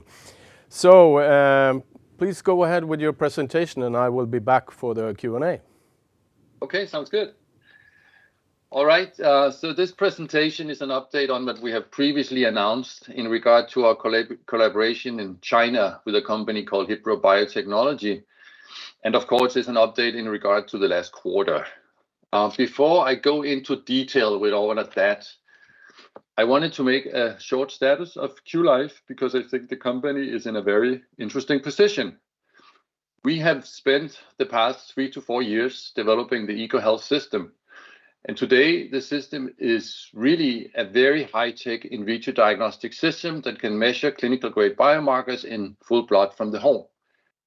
And of course, the key feature with this is that it can be done by a lay person himself. So no need for a professional person to be involved. EcoHealth is the only system in the world, to my knowledge, which as a platform for immunodiagnostic analysis is close to being approved for this purpose. Of course, there are glucose meters and other small devices that are used in the home, but these are not versatile platforms that can measure a range of relevant protein immunodiagnostic biomarkers. So at the same time, Qlife is today a company that consists of 12 people, 12 very skilled people, I might say, that can operate all aspects of the platform. And when we were at the height of the company during COVID, I believe we were around 75 people. So today we are down to the very core group. So the point I wanted to make here to begin with is that the EcoHealth system is an extremely advanced stage and we believe plays into some very interesting society trends where there's a big need for decentralizing patient care. At the same time, our cost structure and burn rate is quite low compared to the high level of interesting tech system that we have. So, my point being a little bit, although the journey has been quite long and sometimes somewhat challenging, I believe the company is in a better than ever position to capitalize on our assets and on the emerging home diagnostic trends that we see out there in society. Now, in regard to the partnership which this presentation is about, we announced some time ago that we have entered into this strategic partnership together with Hipro Biotechnology to really bring our product line to the Chinese market. And when we structured the agreement, we divided into these 4 categories that I have mentioned here, basically integrating their reagents onto the EcoHealth platforms, regulatory approval for the Chinese Food and Drug Administration for EcoHealth, distribution of sales of EcoHealth into the Chinese hospitals, and eventually also production of EcoHealth in China. So during the past few months, the companies together has been extremely focused on integrating the reagents onto EcoHealth. And, in the way you really measure whether this has been successful or not is by creating a lot of data. And that data has recently, the data process, the process of performing a lot of different protocols has finalized. And here to the right-hand side, you can see the summary of the assays that we are working on. And of course, I have not included everything, but if we take the most interesting parameters, which here is linearity and precision, our CV values, so-called CV values, and at the end, the performance criteria, which is required from, in order to get approved and onto the market, you can see that the data is really quite brilliant, really excellent data. And essentially, you can say that these types of data are the data that comes out of a central laboratory. So we are extremely happy with that process. We are seeing that what Hipro promised to do and the quality of their own reagents that they promised, that has actually been very true. And with a basis like this, it makes us very comfortable to move forward. And that's what we intend to do. So over the next couple of months, we will be in contact with the Chinese authorities in order to get all the sort of administration around moving towards clinical trials, get all that paperwork done, and then we will eventually start on what we call analytical protocols and clinical trials. And hopefully we will then see products on the market towards Q3, Q4 end of this year. Now, because of what I just said, we have actually also decided together to increase the relationship. Initially, we were focused on contractually on 3 biomarkers. Now we have increased that relationship to be focused on 5 to 7 biomarkers. And initially, we were focused on 3 biomarkers within cardiovascular diseases. And now we have decided also to include biomarkers within inflammation, diabetes, and stroke. So that obviously increases the potential and the perspective of what we are targeting in China. And I have here on the right-hand side, just to give you a little flavor of the market sizes of these 4 diseases together, I have included some data. And to run through it real quick, the cardiovascular diseases totally in the world, there are 523 million people that are living with heart diseases. And alone in China, which actually surprised me, but that's approximately half of that is the Chinese market. So quite a lot of people with heart diseases in China. The inflammation market is valued totally in the world to $647 million US dollars, increasing to 918 in 2030. And China is 1/3 of that. Diabetes, obviously one of the really big problems in society today. Globally, 529 million people is living with diabetes. And China, again, somewhat surprising, I thought 141 million of those are in China. And just to put in perspective, India is number 2 with 74 million. I believe United States is around 35 million or something like that. So definitely, again, China is a big market. Of course, we all know it's a big country, but still, I think it's really big numbers. Stroke, the last one, 12.2 million strokes per year. And in China, over 2 million cases annually. So significant numbers. And of course, these are not, although we are, attacking China with a strong partner, these are not numbers that we immediately reach. But what we are seeing in China, like we are seeing anywhere else, is this very big need to start moving patients into their home and finding new models of, treating and monitoring patient. And here, blood sampling at the clinical grade level plays a really big role, being able to do that. So, we really strongly believe together with Hypro that we are a facilitator and the first mover to be able to do that. And especially also because, as I said in the beginning, there is no other company out there which is capable of being approved for that particular purpose. So we look forward to that.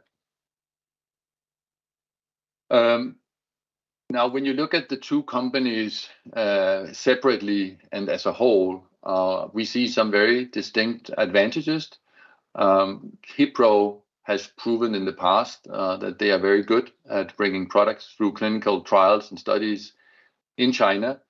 They already have 3 different systems on the market and more than 45 different types of assays that are approved. So they're definitely good at that. And so we are quite comfortable moving forward into that process with them. And for us, it means not only that we will see products on the market in China, but it also means that those technical files, as we call it, can be used in the UK and in Europe afterwards with some minor modifications. In the UK, because of Brexit, the UK has not moved towards the so-called IVDR regulation, but is still under the old IVDD, which means that you can self-declare this type of product and get it on the market immediately without getting an actual approval stamp. So we intend to do that similarly to when we put it on the market in China. We will do the same in the UK. And in Europe, we will file with our notified body, whom we know quite well. And then, of course, we will have to wait under the new IVDR to see how long that takes. That approval process takes. No one knows that today. But that's definitely, I think, quite amazing that we now is capable of bringing a relatively broad portfolio of products, not only to China, but also into the European markets. And the third leg here in the middle is, of course, that not only do we achieve to have a lot of focus on regulatory, but also our cost structure of the product is, extremely a whole lot better because the Chinese are really good at manufacturing, as we all know. And the prerequisite really to be able to sell in China is that the products are produced there and under cost structure, which is, permit them to actually sell it there. And for us in Europe or elsewhere, it obviously means that we can sell at very competitive prices. So we do expect towards the end of this year to see that those processes start. And over the next couple of years, we certainly expect to see some significant volume. So forward for Qlife, the key actions in 2024 is getting all these different aspects together. Currently, we are very focused on setting up production of our so-called EcoCollect, our blood to plasma device, and also the capsules, setting that process up of getting it manufactured there. There's lots of tools and a lot of issues that needs to be solved to get it started. That's going quite well. And then during the next few months, we will start to focus on getting the trials started over there.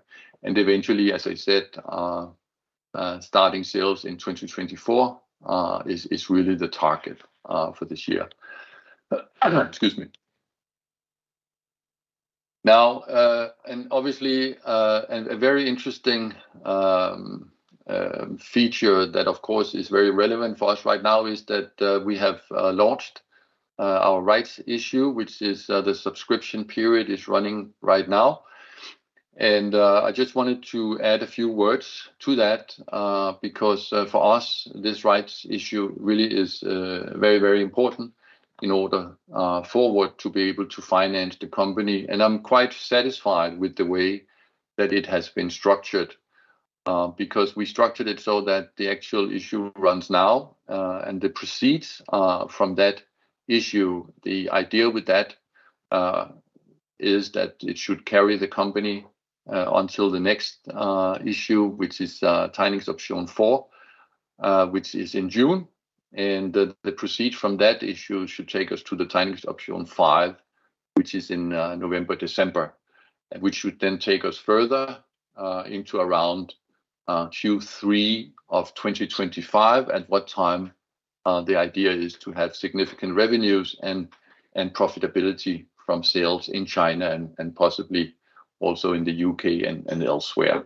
So the point of the financing plan is, or the rights issue that we have launched, is to carry the company forward until profitability.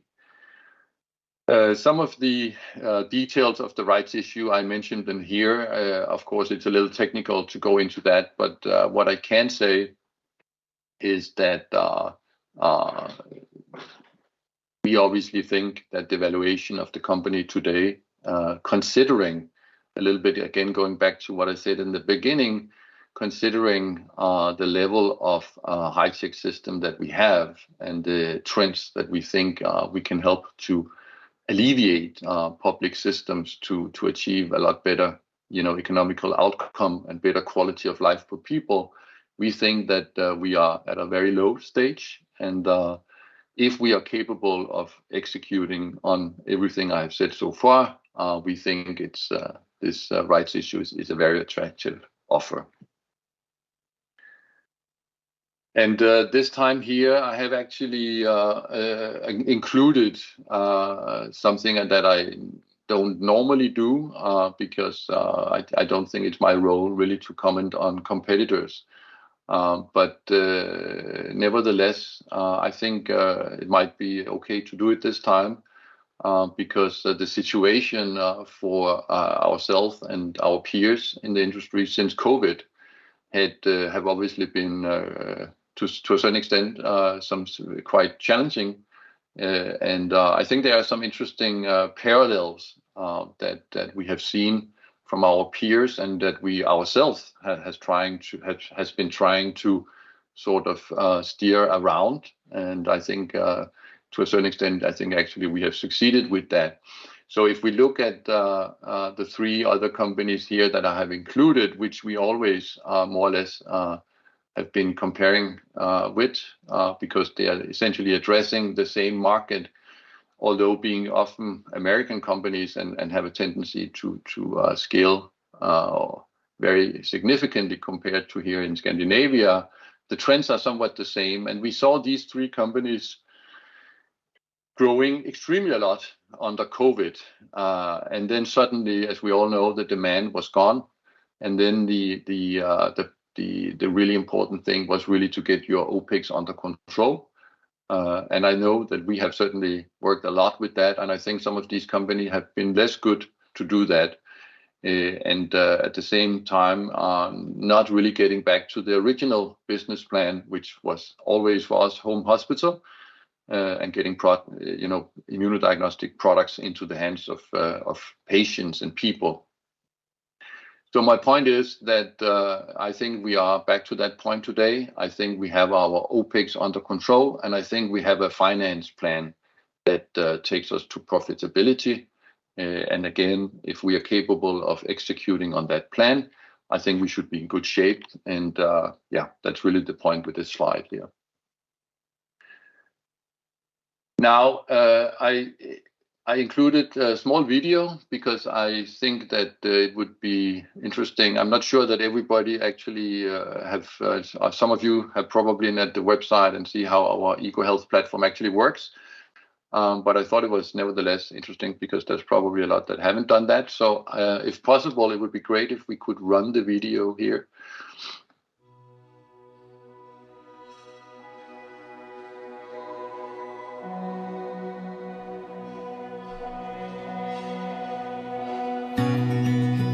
Is it running?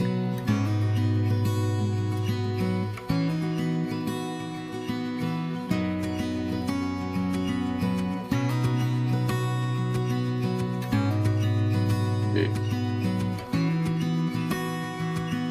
Yeah.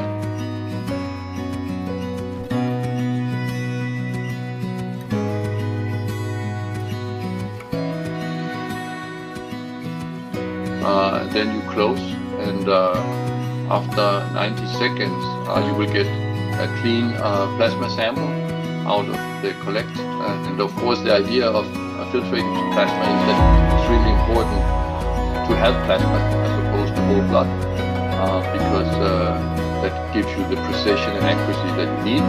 In this case here, the plasma sample is entered into the capsule, into a CRP capsule, and the capsule is then entered into the device, which is opened. You use this barcode scanner to connect to the cloud, and then you tell the system what type of assay it needs to run.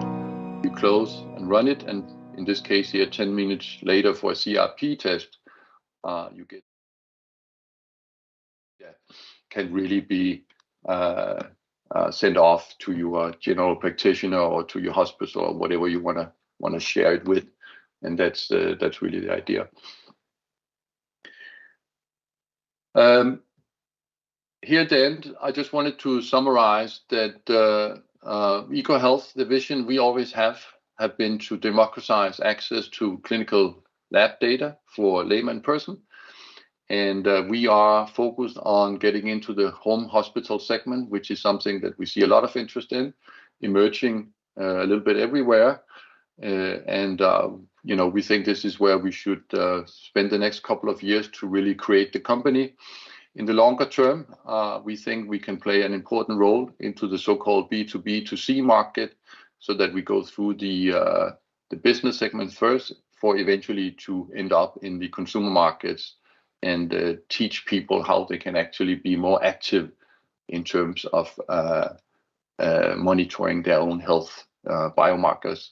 So that should empower people to understand their health and eventually, obviously, enables a better quality of life. We all want to stay away from diseases. In the long term, you can say it's always about prevention. It's about avoiding those serious diseases. So essentially going from reactive care to proactive care. That's what we are targeting with the EcoHealth system. So thank you for that, and thank you for listening. Thank you, Thomas. Very interesting listening to your presentation. One first question, what does the business model look like with EcoHealth? Well, our business model is really the classical model of selling, razor blade model of selling a device, and then which should be relatively inexpensive, and then selling consumables that should have a sort of a little higher price, so to speak. And in that context, I can say also in regard to when we go to the B2B segments, it's because they are always quite happy to pay a higher price for the device, but they are less happy to pay a high price for the consumables. So that's really where you start. And then with our Chinese partner, we can essentially decrease prices on the devices over time and move towards those markets. Okay, and consumables, would that also include reagents? Exactly, yes. The consumable is really the capsules with the different, that addresses different biomarkers, and each of the capsules have all the reagents inside. Okay, and you cover many areas with EcoHealth. Is there any particular that you think will be the key driver, or is it the broad combination? Yeah, so I think we are really focused on the very sort of popular biomarkers that are already in use for very sort of serious diseases, right? And those are some of the ones that I talked about, cardiovascular diseases.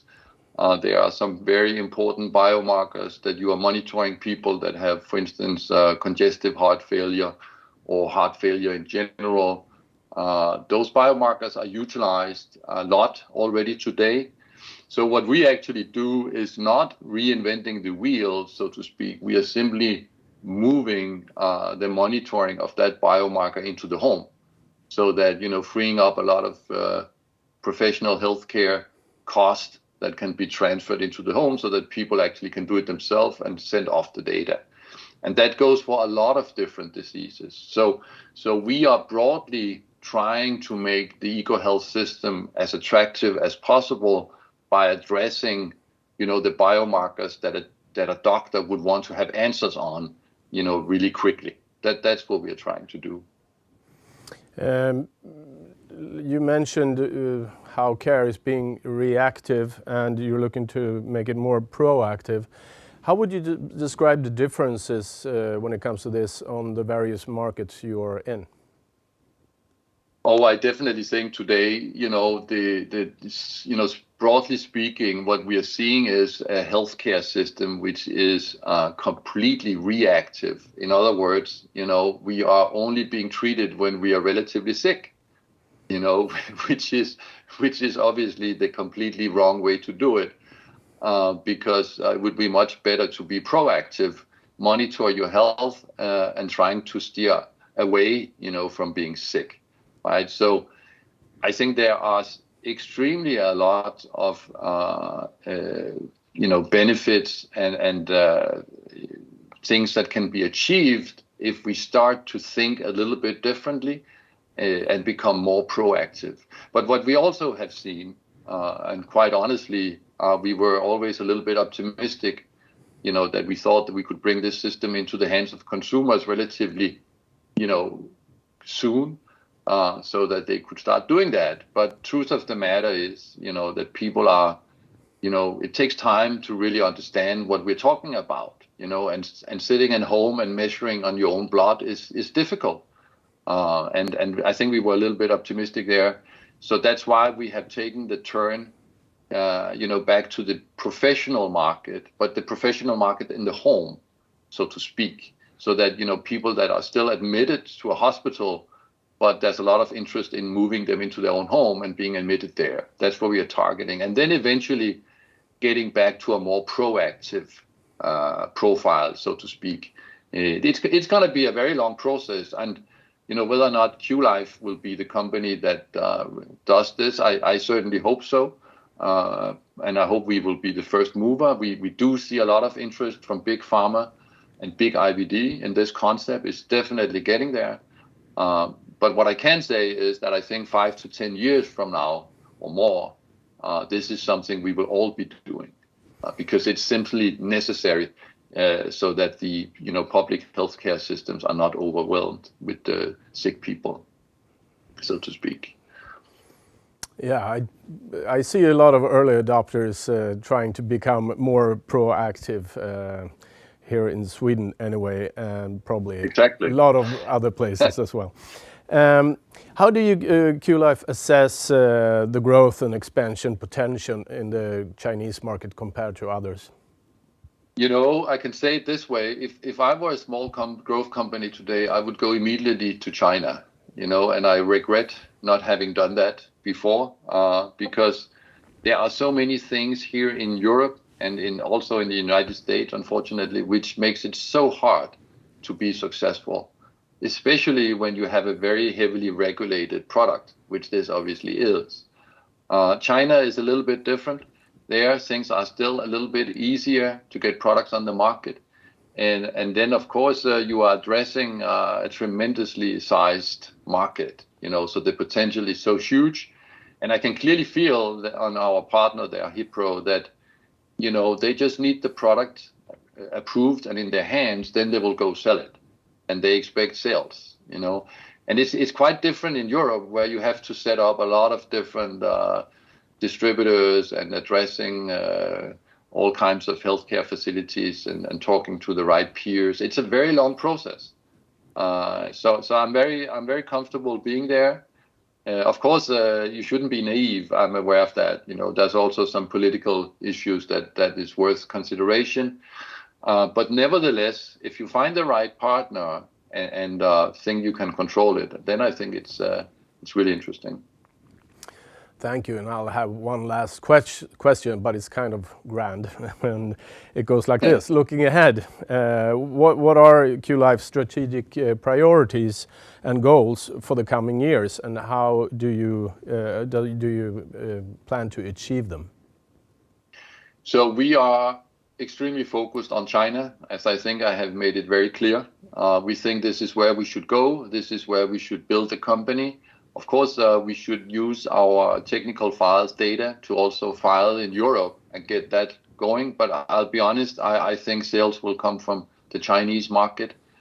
We will do also in the UK and Europe and get that started. But again, going to what I said before, things will run much faster over there. But of course, we have an ambition to be everywhere.